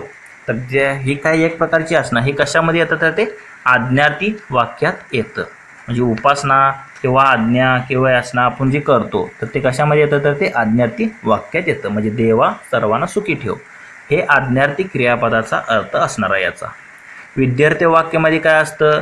तर यामध्ये कर्तव्य योग्यता या प्रकारे दिलेलं असतं. म्हणजे त्यातून विद्यार्थी क्रियापदाचा अर्थ व्यक्त. स्वार्थ वाक्यामध्ये फक्त कर्ता व क्रियापदच असतं. आणि संकेतार्थामध्ये जर तर जरी तरी म्हणजे संकेत दिलेला असतो. तर इथे जे आहे तर ते आज्ञार्थी वाक्य आहे, देवा सर्वांना सुखी ठेव. म्हणजे आज्ञार्थी क्रियापदाचा अर्थ यातून आपल्याला होतो म्हणून आज्ञार्थी असेल अर्थ याचा. पुढे प्रश्न पाहूयात. प्रश्न क्रमांक 66. काय दिलेलं आहे आपल्याला इथे? 19 जुलै 1969 साली देशातील प्रमुख टिंबटिंब बँकांचे राष्ट्रीयकरण करण्यात आले होते. तर 19 जुलै 1969 साली एकूण 14 ज्या राष्ट्रीयकृत बँका आहेत तर त्या बँकांचे राष्ट्रीयकरण करण्यात आलेले होते. 14 बँका लक्षात ठेवा. आणि नंतर हे जे राष्ट्रीयकरण आहे तर ते पंतप्रधान इंदिरा गांधीजी यांच्या काळात झालेले होते. आणि अजून 16 म्हणजे अजून एक म्हणजे 6 बँकांचं जे राष्ट्रीयकरण झाले होतं तर ते कधी 1980 मध्ये झालेलं हे देखील लक्षात ठेवा. 6 बँकांचं 1980 साली आणि 14 बँकांचं 1969 साली राष्ट्रीयकरण करण्यात आले होतं. आणि हे दोन्ही जे आहेत तर ते इंदिरा गांधी पंतप्रधान होत्या त्यांच्या काळात करण्यात आलेलं होतं. पुढील प्रश्न पाहूयात. प्रश्न क्रमांक 67. एका त्रिकोणाच्या 2 भुजा 5 सेंटीमीटर व 1.5 सेंटीमीटर असतील तर त्रिकोणाच्या तिसऱ्या भुजेची लांबी टिंबटिंब नसेल. म्हणजे नसेल असं आपल्याला विचारलेलं आहे. तर इथे एक लक्षात घ्या तुम्ही. आपल्याला इथे काय दिलं आहे? त्रिकोणाच्या 2 बाजू दिले आहेत 5 सेंटीमीटर आणि 1.5 सेंटीमीटर. तर एक लक्षात घ्या त्रिकोणामध्ये काय असतं? आता हा त्रिकोण आहे यामध्ये कोणती तरी एक मोठी बाजू तर ही मोठी बाजू धरा. तर ही जी बाजू असते तर ह्या 2 बाजूंच्या बेरजेपेक्षा जी आहे तर ती बाजू काय असते? म्हणजे ह्या इतर 2 लहान बाजूंच्या बेरजेपेक्षा काय असते ती बाजू? तर ती लहान असते. तर इथे आता इथे आपल्याला 2 बाजूंची बेरीज करून बघायची आहे जी की लहान येते. आता इथे 5 सेंटीमीटर म्हणजे एक मोठी बाजू पकडूया आपण आणि 1.5 सेंटीमीटर. आता पर्याय क्रमांक जर घेऊन घेतला 1.5 आणि 3.7 जर केलं तर ते काय येतं? 5.2 येतं. म्हणजे हे 5पेक्षा मोठं आहे म्हणजे हे तर येणार नाही. त्याप्रमाणे आता हे 4.1 आहे. 4.1 आणि 1.5 हे जर तुम्ही केलं तर 4 आणि 1 5 म्हणजे हे देखील 5च्या वर जातं. म्हणजे हे देखील तिसरी बाजू येणार नाही कारण ती 5च्या आतच त्याचं म्हणजे उत्तर आलं पाहिजे. त्याप्रमाणे 5च्या वर उत्तर त्याचं गेलं पाहिजे. म्हणजे ह्या बाजूतून आपण तो त्रिकोण काढू शकतो. म्हणजे इतर दोन बाजूंची बेरीज जी आहे ना, तर ती जी सर्वात मोठी बाजू असते त्याच्यापेक्षा जास्तच आलं पाहिजे. तर ते सी मध्ये तुम्ही जर पाहिलं 3.8 आहे, ते 3.8 व 1.5 ची जर तुम्ही बेरीज केली तर ती किती येते, 5.3 येते. किती येते, 5.3. हे देखील 5 पेक्षा पुढे जातं. म्हणजे हे त्रिकोणी बाजू घेऊन आपण त्रिकोण काढू शकतो. आणि डी मध्ये जर तुम्ही पाहिलं तर 3.4 दिलेलं आहे. ते तर 3.4 आणि 1.5 यांची जर बेरीज तुम्ही केली तर ती किती येते, 4.9 येते, जी की 5 सेंटीमीटरपेक्षा कमी येत आहे. इथे ऑप्शन डी मध्ये 3.4 दिलेला आहे. म्हणजे यापासून आपण त्रिकोण काढू शकत नाही. तुम्ही पट्टीवर माप घेऊन जरी ह्या 3.4, 1.5 आणि 5चा त्रिकोण तुम्ही काढून दाखवा, कारण येणारच नाही. कारण इतर ज्या दोन बाजू असतात त्यांची बेरीज जी आहे तर ती सर्वात मोठी जी बाजू आहे त्याच्यापेक्षा जास्त आली पाहिजे. इथे ए बी सी या 3 बाजू घेऊन आपण त्रिकोण काढू शकतो, पण 3.4 सेंटीमीटर बाजू म्हणजे जी लांबी जी आहे तर ती घेऊन आपण तिसरी बाजू घेऊन त्रिकोण काढू शकत नाही. म्हणून ऑप्शन डी जे आहे तर ते आपलं योग्य आन्सर असेल. म्हणजे भुजेची लांबी जी आहे तर ती 3.4 सेंटीमीटर नसेल जेव्हा त्याच्या भुजा 5 व 1.5 सेंटीमीटर असतील तर. पुढील प्रश्न क्रमांक 68. काय दिलेला आहे ते आपल्याला, 4x अधिक 5y बरोबर 19 चा आलेख काढण्यासाठी x बरोबर 1 असताना y ची किंमत किती. तर आता इथे x ची किंमत 1 दिली आहे, तर आपल्याला y ची किंमत काढायची आहे. तर कसं काढतो आपण, तर आपल्याला समीकरण काय दिलेलं आहे, 4x अधिक 5y बरोबर 19. तर इथे x ची किंमत आपल्याला दिलेली आहे x बरोबर 1, तर y ची किंमत आपल्याला काढायची आहे.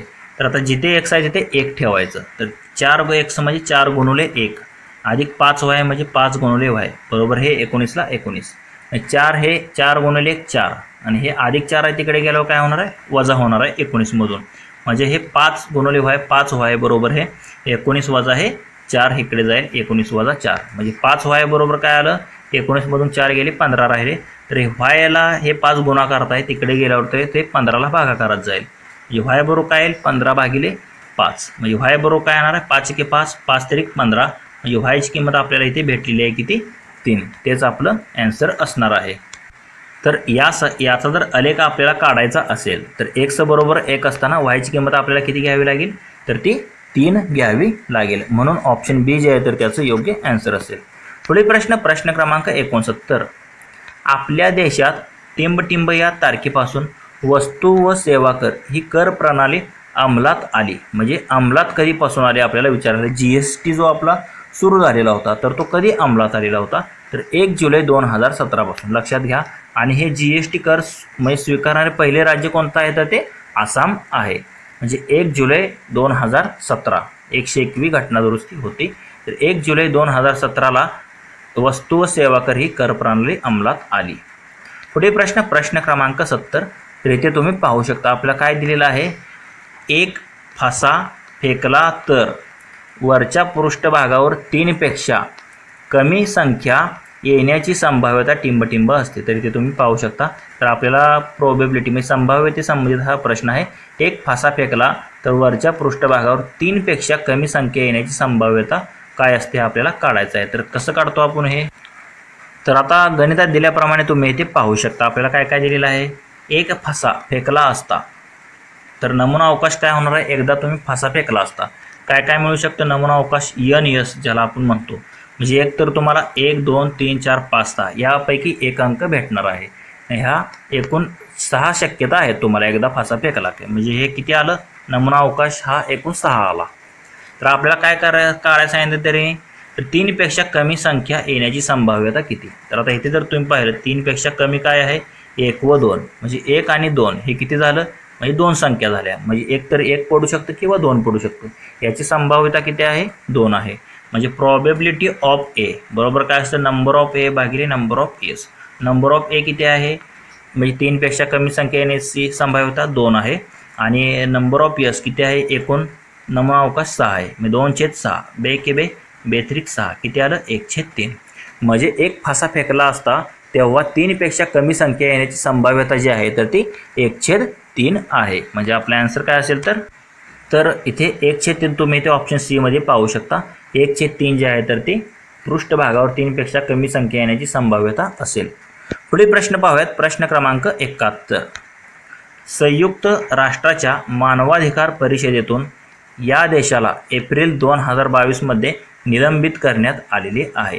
म्हणजे कोणता जो देश आहे ज्याला एप्रिल 2022 मध्ये संयुक्त राष्ट्राच्या मानवाधिकार परिषदेतून ज्याला जे आहे तर ते निलंबित करण्यात आलेलं आहे। ऑप्शन आपल्याला तुम्हाला इथे दिसत असतील, तर काय दिले, लिबिया, रशिया, युक्रेन व इराण। तर तुम्हाला माहितीच आहे युक्रेन रशिया वॉर चालू होतं, तर तेव्हा रशिया या देशाला जे आहे तर ते संयुक्त राष्ट्राची मानवाधिकार परिषद असते, तर या परिषदेतून रशिया या देशाला त्यावेळेस निलंबित करण्यात आले होते। म्हणजे त्यावेळचा करंट अफेअरचा हा प्रश्न होता।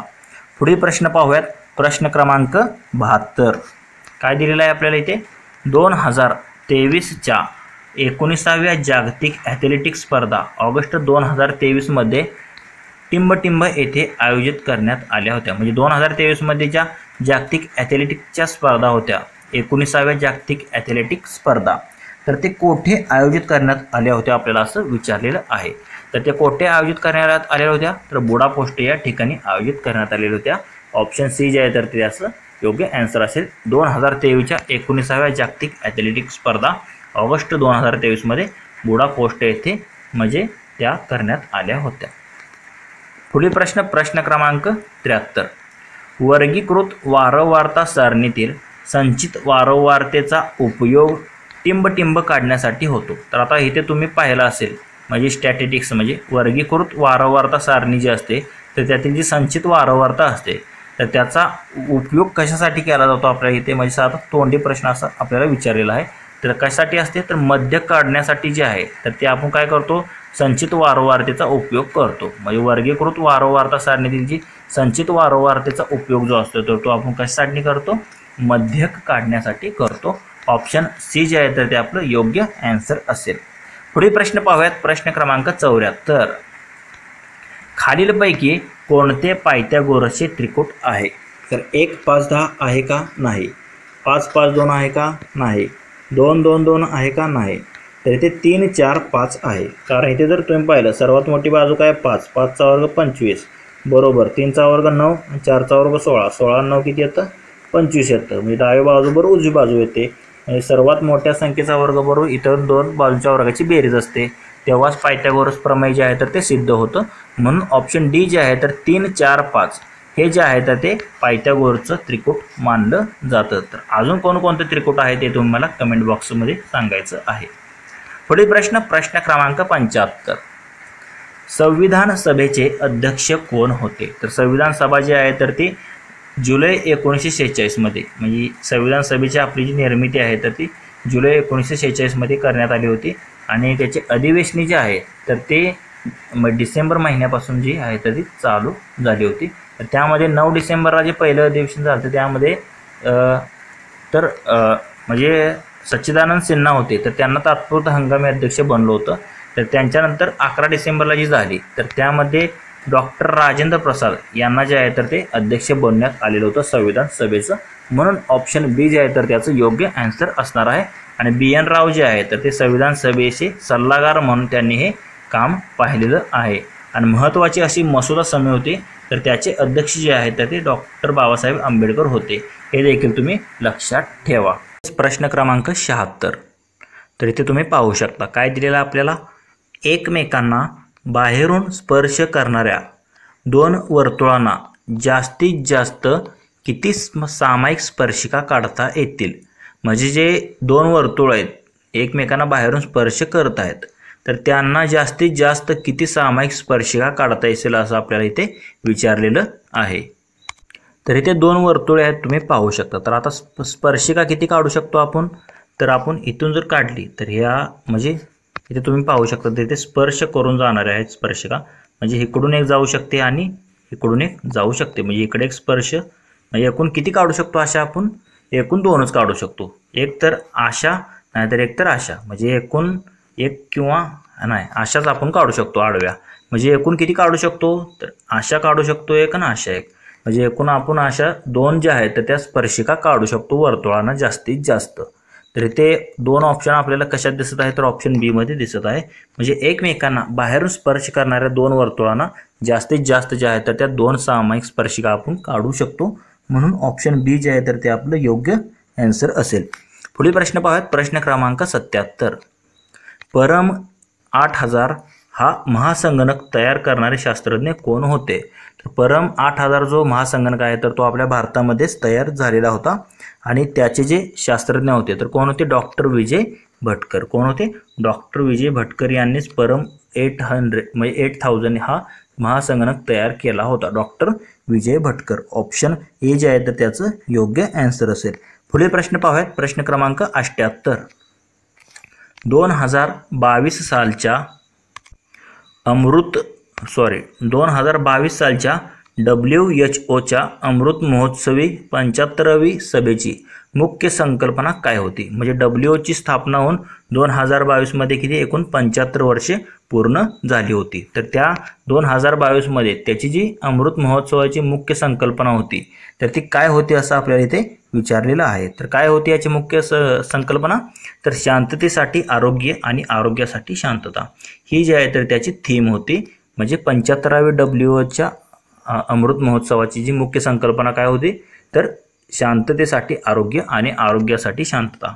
तर त्यावेळचा हा करंट अफेअरचा प्रश्न होता. पुढील प्रश्न पाहूयात. प्रश्न क्रमांक 79. भारताचे टिंब हे राज्यसभेचे पदसिद्ध सभापती असतात.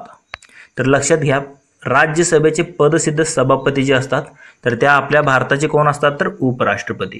कारण उपराष्ट्रपती जे आहेत तर ते म्हणजे आपला जो राज्यसभा असते तर त्याचे पदसिद्ध सभापती म्हणून त्याचं कामकाज पार पडतात. ते जे आहेत तर ते पदसिद्ध असतात. कारण तिथले जे सदस्य आहेत त्यांना त्यांचा सभापती निवडता येत नाही. कारण तिथे पदसिद्ध उपराष्ट्रपती असतात आणि उपसभापती ते निवडू शकतात. तर ते ऑप्शन बी जे आहे तर ते याचं योग्य आन्सर असेल उपराष्ट्रपती. आणि राष्ट्रपती कोण असतात? तर आपले तिन्ही सेना दलांचे जे आहेत ते प्रमुख सुप्रीम कमांडर जे असतात तर ते राष्ट्रपती असतात. तर हे याचा आन्सर असेल उपराष्ट्रपती. पुढील प्रश्न पाहूयात. प्रश्न क्रमांक 80. 1 मे 1960 रोजी टिंब राज्याची निर्मिती झाली. तर आता 1 मे आपलं महाराष्ट्र जे राज्य आहे तर त्याची निर्मिती झाली होती 1 मे 1960 मध्ये. तर इथे महाराष्ट्र जे आहे तर ते ऑप्शन डी मध्ये आपल्याला दिसत आहे. महाराष्ट्राची निर्मिती 1 मे 1960 मध्ये झाली होती. त्याप्रमाणे गोवा राज्याची जी आहे तर ती निर्मिती 1987 साली झाली होती. कधी? 1987 साली गोवा राज्य निर्माण झाले होतं आणि पहिलं जे राज्य निर्माण झाले होतं आंध्र प्रदेश भाषेच्या तत्वावर आधारित तर ते आंध्र प्रदेश आहे. तर पुढील प्रश्न पाहूयात. प्रश्न क्रमांक 81. तत्पूर्वी तुम्ही इथे पाहू शकता तर राष्ट्रपती. तर राष्ट्रपती जे आहेत तर त्यांना आपण भारताचा प्रथम नागरिक असे म्हणून संबोधतो. तर हे तुम्ही लक्षात ठेवा. आणि त्यांच्यावर जो आहे तर तो महाभियोगाचा जो खटला असतो तर तो कलम 61 नुसार त्यांच्यावरती महाभियोगाचा खटला चालवला जातो. आणि इतर जे आहेत उपराष्ट्रपती, पंतप्रधान, सरन्यायाधीशांना यांचे शपथ देण्याचे काम म्हणजे पंतप्रधान, सरन्यायाधीशांना शपथ देण्याचे काम देखील राष्ट्रपती करतात. पुढील प्रश्न क्रमांक 81. रक्ताने या शब्दाचा विभक्ती ओळखा. म्हणजे आता रक्ताने आपल्याला असा एक शब्द दिलेला आहे तर त्याचा कोणता विभक्ती प्रत्यय तो आपल्याला इथे शोधायचा आहे. तर रक्ताने तर ने हा इथे प्रत्यय लागलेला आहे. तर ने कशात असतं? ने एशी निशी इही. तर हे तृतीय विभक्तीमध्ये असतं. रक्ताने म्हणजे कारण म्हणजे करण असतं त्यामध्ये. म्हणजे कशाने केली एखादी कृती, चाकूने म्हणतो आपण. म्हणजे इथे काय असतं तर ते ने प्रत्यय लागलेला असतो. हे रक्ताने म्हणजे ने हे जे आहे तर ते कशामध्ये येतं तर ते तृतीय विभक्तीमध्ये येतं. ने एशी निशी इही. चतुर्थी आणि द्वितीयामध्ये स ला ते सलानाते हे प्रत्यय असतात. सप्तमीमध्ये त इ आ आणि षष्टीमध्ये कोणते प्रत्यय असतात? चा ची चे. पुढील प्रश्न पाहूयात. प्रश्न क्रमांक 82. एका चौरसाच्या कर्णाची लांबी 12√2 सेंटीमीटर आहे. तर त्याची परिमिती काय असेल? तर आता इथे चौरसाच्या कर्णाची लांबी दिलेली आहे 12 कर्णीमध्ये 2 सेंटीमीटर आहे. तर त्याची परिमिती आपल्याला काढायची आहे. तर कसं काढतो आपण हे? तर गणितात दिल्याप्रमाणे तुम्ही इथे पाहू शकता. तर इथे हा चौरस तुम्हाला दिसत आहे. तर समजा चौरसाची परिमिती काय असते? चारही बाजूंची बेरीज म्हणजे 4a. तर बाजू जर हे चौरस ABCD जर आपण मानला तर त्याच्या बाजू जी आहे तर ती A मानूया. कारण चारही बाजू समान असतात. A आणि त्याचा मधला जो कर्ण आहे दोन्ही कर्ण समानच असतात. तर कोणता तरी एक कर्ण घेऊया आपण. तर आता हा AC कर्ण आपण घेऊया. तर AC त्याची लांबी किती दिलेली आहे आपल्या कर्णाची लांबी? तर 12√2 दिलेली आहे. तर इथे आपण लिहिली. तर आपल्याला काय करायचं आहे, कर्णाची परिमिती चौरसाची परिमिती आपल्याला काढायची आहे. तर परिमिती काढण्यासाठी आपल्याला चौरसाच्या अगोदर बाजू शोधावी लागेल. तर आता इथे जर तुम्ही पाहिलं ह्या त्रिकोण ABC मध्ये तुम्ही आता इथे पाहू शकता, तर आपण नाव दिलेत ABC. हा त्रिकोण एक घेऊया आपण. तर इथे तुम्हाला 90 डिग्रीचा कोन दिसत आहे, म्हणजे पायथागोरसचं प्रमेय आपण इथे वापरू शकतो कारण हा काटकोन त्रिकोण आहे. तर त्रिकोण ABC मध्ये पायथागोरसच्या प्रमेयानुसार आपण काय म्हणू शकतो, कर्णवर्ग. कर्णवर्ग म्हणजे काय, AC हे ACचा वर्ग बरोबर ह्या AB वर्ग अधिक ही दुसरी बाजू BCचा वर्ग, म्हणजे असं आपण म्हणू शकतो AB वर्ग अधिक BC वर्ग. तर कर्ण काय दिला आपल्याला माहिती आहे, 12√2 कंसाचा त्या वर्ग बरोबर हा दोन्ही बाजू A आहेत, म्हणजे A वर्ग अधिक A वर्ग. तर A वर्ग आणि A वर्ग काय होणार आहे, 2A वर्ग होणार. आणि 12√2 त्याचा वर्ग म्हणजे 12चा वर्ग हा 144 येतो, गुणुले हे √2चा वर्ग केला तर तो अंडररूट चिन्ह हे या वर्गाला कट होऊन जातं, राहतं फक्त 2, म्हणजे 144 गुणुले हे 2 राहिलं बरोबर 2A वर्ग. तर हे 2ला 2 इथे कट झालं, राहिलं काय 144 बरोबर A वर्ग. मग 144 कशाचा वर्ग आहे, तर तो 12चा वर्ग आहे. म्हणजे 12 जे आहे तर ते आपल्याला इथे बाजू मिळालेली A बरोबर आपल्याला 12. तर आता परिमिती बरोबर आपल्याला काढायची आहे. परिमिती बरोबर 4 गुणुले बाजू म्हणजे 4A, 4 गुणुले 12, 12 चोक किती झालं 48, म्हणजे 48 सेंटीमीटर जो आहे तर ती त्या आयताची परिमिती असेल. हेच आपलं योग्य आन्सर असणार आहे. तर ते ऑप्शन C मध्ये दिलेलं आहे, तुम्ही इथे पाहू शकता. तर 48 सेंटीमीटर जे आहे तर ती त्या चौरसाच्या चौरसाची परिमिती असणार आहे 48 सेंटीमीटर. पुढील प्रश्न पाहूयात, प्रश्न क्रमांक 83. भारतातील टिंबटिंब उद्योगाला सनराईज क्षेत्र म्हटले जाते. म्हणजे सनराईज क्षेत्र आपला जो असा कोणता उद्योग आहे, तर ते ताग उद्योग दिलाय, खादी ग्राम उद्योग दिलाय, सिमेंट दिलाय आणि वाहन उद्योग दिलाय. तर सनराईज क्षेत्र म्हणून आपण वाहन क्षेत्र जे आहे तर ते आपलं वाहनांशी संबंधित जे क्षेत्र आहे तर त्याला आपण सध्या सनराईज क्षेत्र म्हणून भारताने त्याची ओळख निर्माण केलेली आहे. म्हणजे भारतातील वाहन उद्योगाला सनराईज क्षेत्र म्हणून ओळखले जाते. ऑप्शन D जे आहे तर त्याचं योग्य आन्सर असेल सनराईज क्षेत्र. पुढील प्रश्न पाहूयात, प्रश्न क्रमांक 84. तर हा प्राचीन इतिहासाची संबंधित हा प्रश्न काय दिले आपल्याला इथे, इसवी सन म्हणजे मध्ययुगीन इतिहास. इसवी सन 1453 मध्ये ऑटोमन तुर्कांनी टिंबटिंब हे शहर जिंकून घेतले. म्हणजे त्यावेळेस युरोप खंडात म्हणजे कॉन्स्टँटिनोपल हे जे शहर आहे तर त्यावेळेस त्यांनी जिंकून घेतले होतं, कारण त्याद्वारे सर्व जो काही व्यापार होत होता, जे एक अत्यंत महत्त्वाचं ठिकाण होतं. त्यामुळे 1453 मध्ये ऑटोमन तुर्क जे आहेत तर त्यांनी कॉन्स्टँटिनोपल हे शहर जिंकून घेतले होते. तर ऑप्शन B जे आहे तर ते त्याचं योग्य आन्सर असणार आहे. पुढील प्रश्न पाहूयात, प्रश्न क्रमांक 85. रोम जे आहे तर ते इटलीमध्ये येतं, पॅरिस फ्रान्समध्ये येतं. तर प्रश्न क्रमांक 85 मध्ये तुम्ही पाहू शकता, 2.9 सेंटीमीटर त्रिज्या असणाऱ्या वर्तुळात जास्तीत जास्त किती लांबीची जीवा असू शकते. तर आता इथे 2.9 सेंटीमीटर असणारं वर्तुळ आहे. तर आता इथे आपण वर्तुळ जर काढलं तर आता इथे तुम्ही पाहू शकता, वर्तुळ आपण जेव्हा काढतो तर त्याचा व्यास जो असतो तीच काय असते, त्या वर्तुळाची सर्वात मोठी जी आहे तर ती जीवा असते. इथे जर आपण काढलं तर ही जी असणार आहे तर ती वर्तुळाची सर्वात मोठी जीवा असणार आहे. तर आपल्याला त्रिज्या दिली आहे किती, 2.9 सेंटीमीटर दिलेली आहे. म्हणजे जास्तीत जास्त किती लांबीची आपण जीवा काढू शकतो, ह्याच्या व्यासा एवढे. तर 2.9 गुणिले 2 जर केलं तर किती येतं, 5.8. म्हणजे जास्तीत जास्त यामध्ये आपण जे आहे तर ती 5.8 सेंटीमीटरची जीवा काढू शकतो, कारण सर्वात मोठी जीवा ही व्यास असते. म्हणून त्रिज्या 2.9 गुणिले 2 जर केलं तर व्यास मिळतो 5.8. तीच जे आहे तर ती जास्तीत जास्त लांबीची जीवा असणार आहे. ऑप्शन D जे आहे तर ते आपलं योग्य आन्सर असेल. पुढील प्रश्न पाहूयात, प्रश्न क्रमांक 86. काय दिलं आहे आपल्याला इथे, पुण्यातील टिंबटिंब या गांधी स्मारक संग्रहालयात गांधीजींच्या इतिहासाविषयी माहिती मिळते. तर पुण्यातलं महत्त्वाचं जे एक म्हणजे संग्रहालय आहे तर ते कोणतं, आगाखान पॅलेस. तर ह्या आगाखान पॅलेसमध्ये आपले जे महात्मा गांधी आहेत तर त्यांचे जे स्मारक आहे तर त्या गांधी स्मारक संग्रहालयात गांधीजींच्या इतिहासाविषयी माहिती मिळते. कुठे, पुण्यातील आगाखान पॅलेस या ठिकाणी. म्हणून ऑप्शन A जे आहे तर याचं योग्य आन्सर असणार आहे.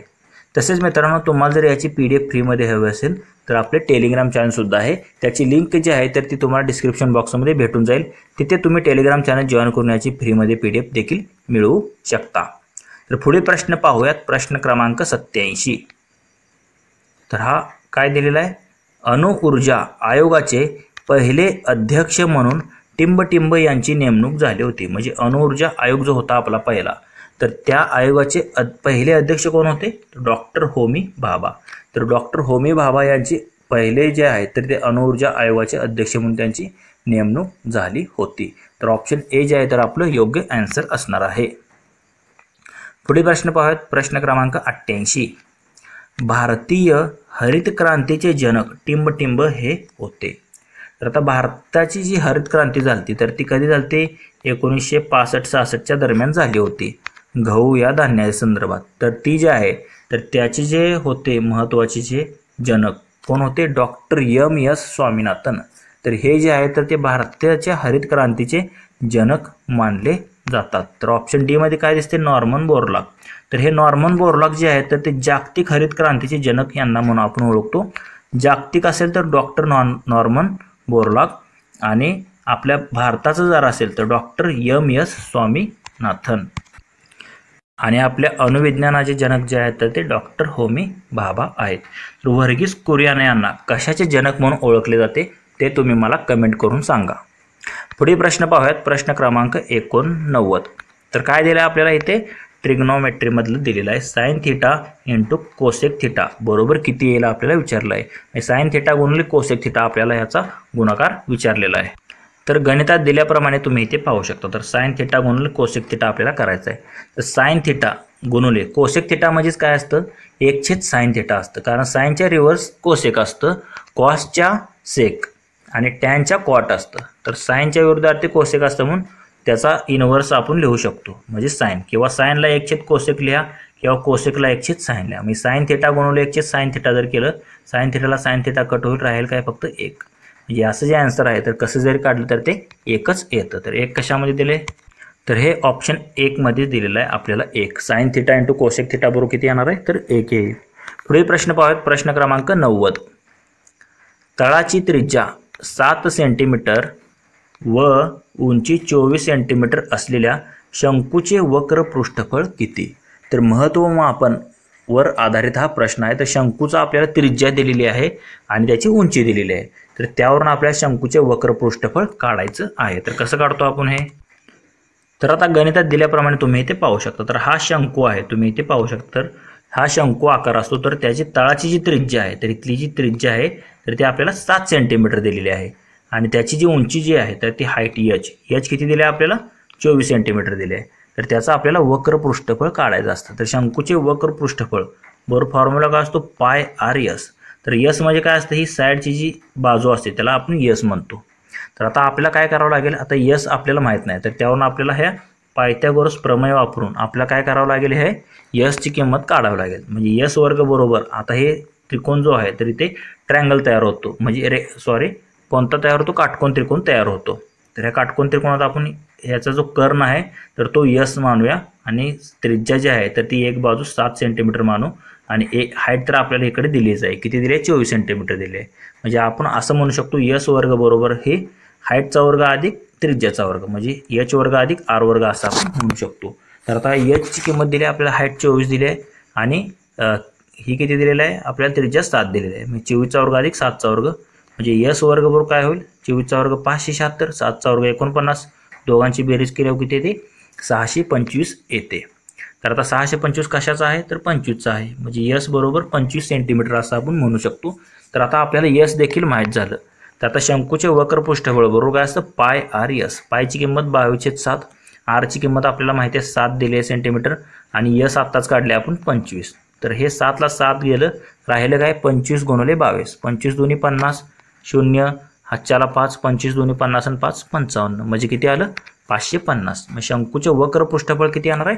550 चौरस सेंटीमीटर. म्हणजे आपला आन्सर काय असेल? तर इथे ऑप्शन 2 मध्ये दिलेला आहे 550 चौरस सेंटीमीटर. तर ऑप्शन बी मध्ये दिले, त्याचं आपलं योग्य आन्सर असेल. पुढील प्रश्न पाहूयात. प्रश्न क्रमांक 91.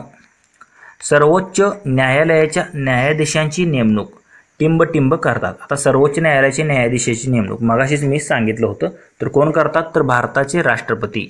सर्वोच्च न्यायालयाचे जे न्यायाधीश असतात तर त्यांची नेमणूक कोण करतात? तर आपले भारताचे राष्ट्रपतीच करतात. आणि उच्च न्यायालयांच्या न्यायाधीशांची देखील नेमणूक आपले भारताचे राष्ट्रपतीच करतात. हे देखील तुम्ही लक्षात घ्या. सरन्यायाधीश आणि सर्वोच्च न्यायालयाचे न्यायाधीश, इतर न्यायाधीश आणि उच्च न्यायालयाचे न्यायाधीश या सर्वांची जी नेमणूक आहे तर ती राष्ट्राद्वारे केली जाते. फक्त शपथ जे आहे तर ते सरन्यायाधीशांना राष्ट्रपती देतात आणि उच्च न्यायालयाचे जे न्यायाधीश असतात त्यांना शपथ राज्यपाल देतात. एवढाच फरक आहे. बाकी प्रधानमंत्र्यांना, गृहमंत्र्यांना सर्वांना शपथ कोण देतात तर राष्ट्रपती देतात. पुढील प्रश्न पाहूयात. प्रश्न क्रमांक 92. तर काय दिलेलं आहे आपल्याला इथे 0.01 सेंटीमीटर बाजू असलेल्या घनाचे घनफळ किती घन सेंटीमीटर असेल. तर घनाचे घनफळ बरोबर काय असतं, बाजूचा घन असतो. तर आता बाजू दिल्या 0.01. तर आता पॉईंटच्या पुढे 2 घरे आहेत. आता घन केल्यावर काय होतं त्याच्यात मग तिप्पट होतं. मग 0 इथे पॉईंटच्या पुढे 2 घरे आहेत, मग बेतरी किती 6. पॉईंटच्या पुढे 6 घरं असणार आहे याचं आन्सर. तर इथे जर तुम्ही पाहिलं 1 मध्ये नाही, 2 मध्ये नाही, 3 मध्ये नाही, तर इथे 4 मध्ये दिसत आहे. आता पॉईंटच्या पुढे तुम्हाला दिसत आहे 0.000000 5 वेळेस आणि हे 1. एकूण पॉईंटच्या पुढे 6 घरे आहेत. हेच ह्या घनाचं जे आहे तर ते म्हणजे घनाचे घनफळ असेल 0.01 सेंटीमीटर त्याची बाजू असेल तर त्याचं घनफळ 0.00001 असेल. ऑप्शन डी जे आहे तर त्याचं योग्य आन्सर असेल. पुढील प्रश्न पाहूयात. प्रश्न क्रमांक 93. भारतात बालकुपोषण समस्येवर उपाययोजना करण्यासाठी विविध कार्यशाळा आयोजित करणारी आंतरराष्ट्रीय संस्था कोणती. म्हणजे बालकुपोषण समस्येवर उपाययोजना करण्यासाठीची कार्यशाळा आयोजित करते तर ती आंतरराष्ट्रीय संस्था कोणती आहे तर त्याला आपण युनिसेफ म्हणतो. काय म्हणतो युनिसेफ जी आहे तर ती न्यूयॉर्क या शहरात आहे अमेरिकेच्या. तर ते जे आहे तर ती बालकुपोषित जे आहे तर त्या समस्येवर उपाययोजना करण्यासाठी विविध कार्यशाळा दरवर्षी जगामध्ये आयोजित करते युनिसेफ, ज्याचं मुख्यालय न्यूयॉर्क येथे आहे.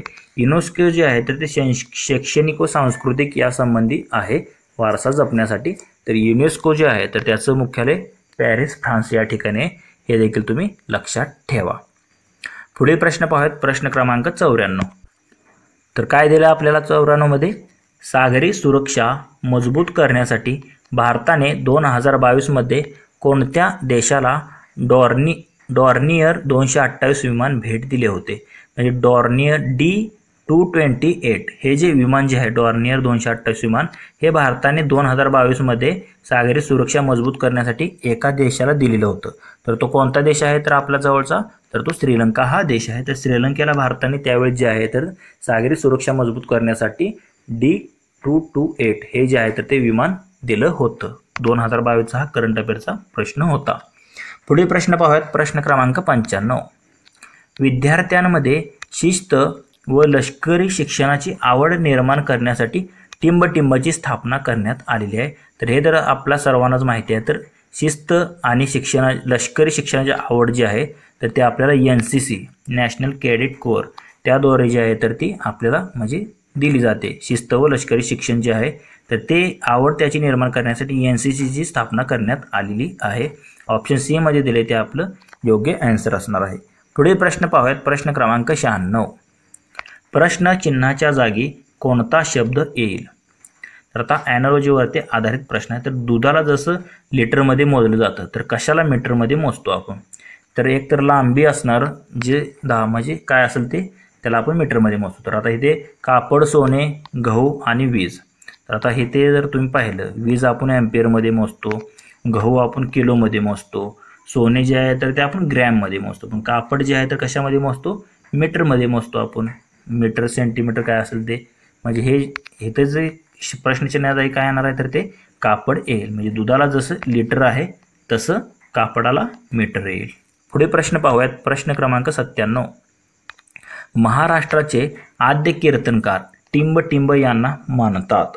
तर महाराष्ट्राचे आद्य कीर्तनकार म्हणून कोणाची ओळख आहे तर संत नामदेव महाराजांना ओळखले जाते महाराष्ट्राचे आद्य कीर्तनकार. ऑप्शन सी जे आहे तर ते आपलं योग्य आन्सर असणार आहे.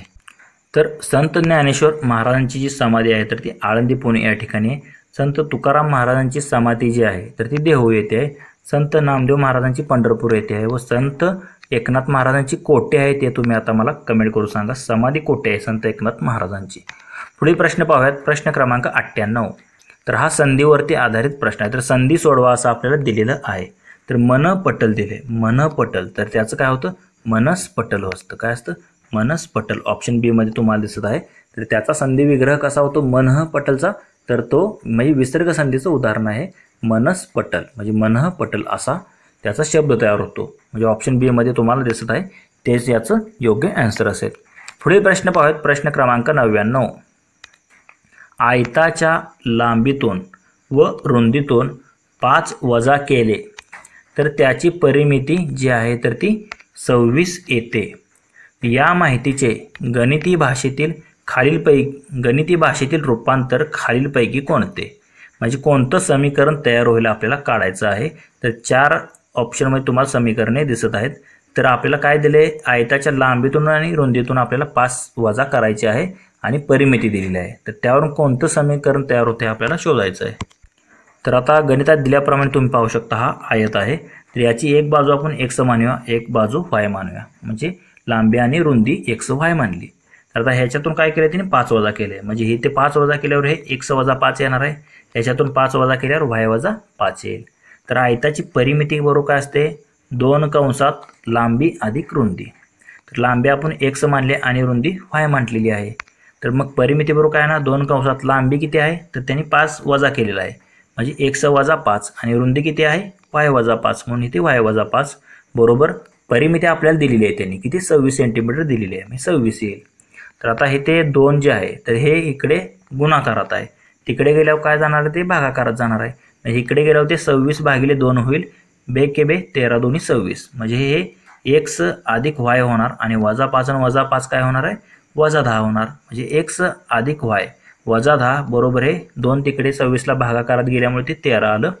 तर आता हे वजा 10 तिकडे गेल्यावर काय होणार अधिक 10 होणार, म्हणजे x अधिक y बरोबर 13 अधिक 10 येईल. 13 आणि 10 किती 23, म्हणजे x अधिक y बरोबर किती आलं 23. तर हे आपल्याला समीकरण भेटलेलं आहे x अधिक y बरोबर 23. तर तेच आपलं योग्य आन्सर असेल. तर हे जे समीकरण आहे तर कशामध्ये दिले आपल्याला ऑप्शन सी मध्ये दिलेलं आहे, तेच आपलं योग्य आन्सर असेल x अधिक y बरोबर 23.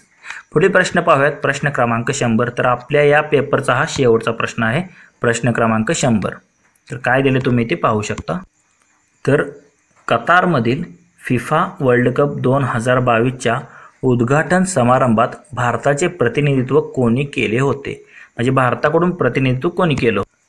तर कतारमधील जो फिफा वर्ल्ड कप झाला होता 2022 मध्ये त्याच्या उद्घाटन समारंभात भारताचे प्रतिनिधित्व आपले जे नवनियुक्त उपराष्ट्रपती होते कोण आहेत सध्याला माननीय जगदीप धनखड. तर धनखड यांनी जे आहे तर ते फिफा वर्ल्ड कप 2022च्या उद्घाटन समारंभात भारताचे प्रतिनिधित्व केले होते, आपले माननीय उपराष्ट्रपती जगदीप धनखड यांनी.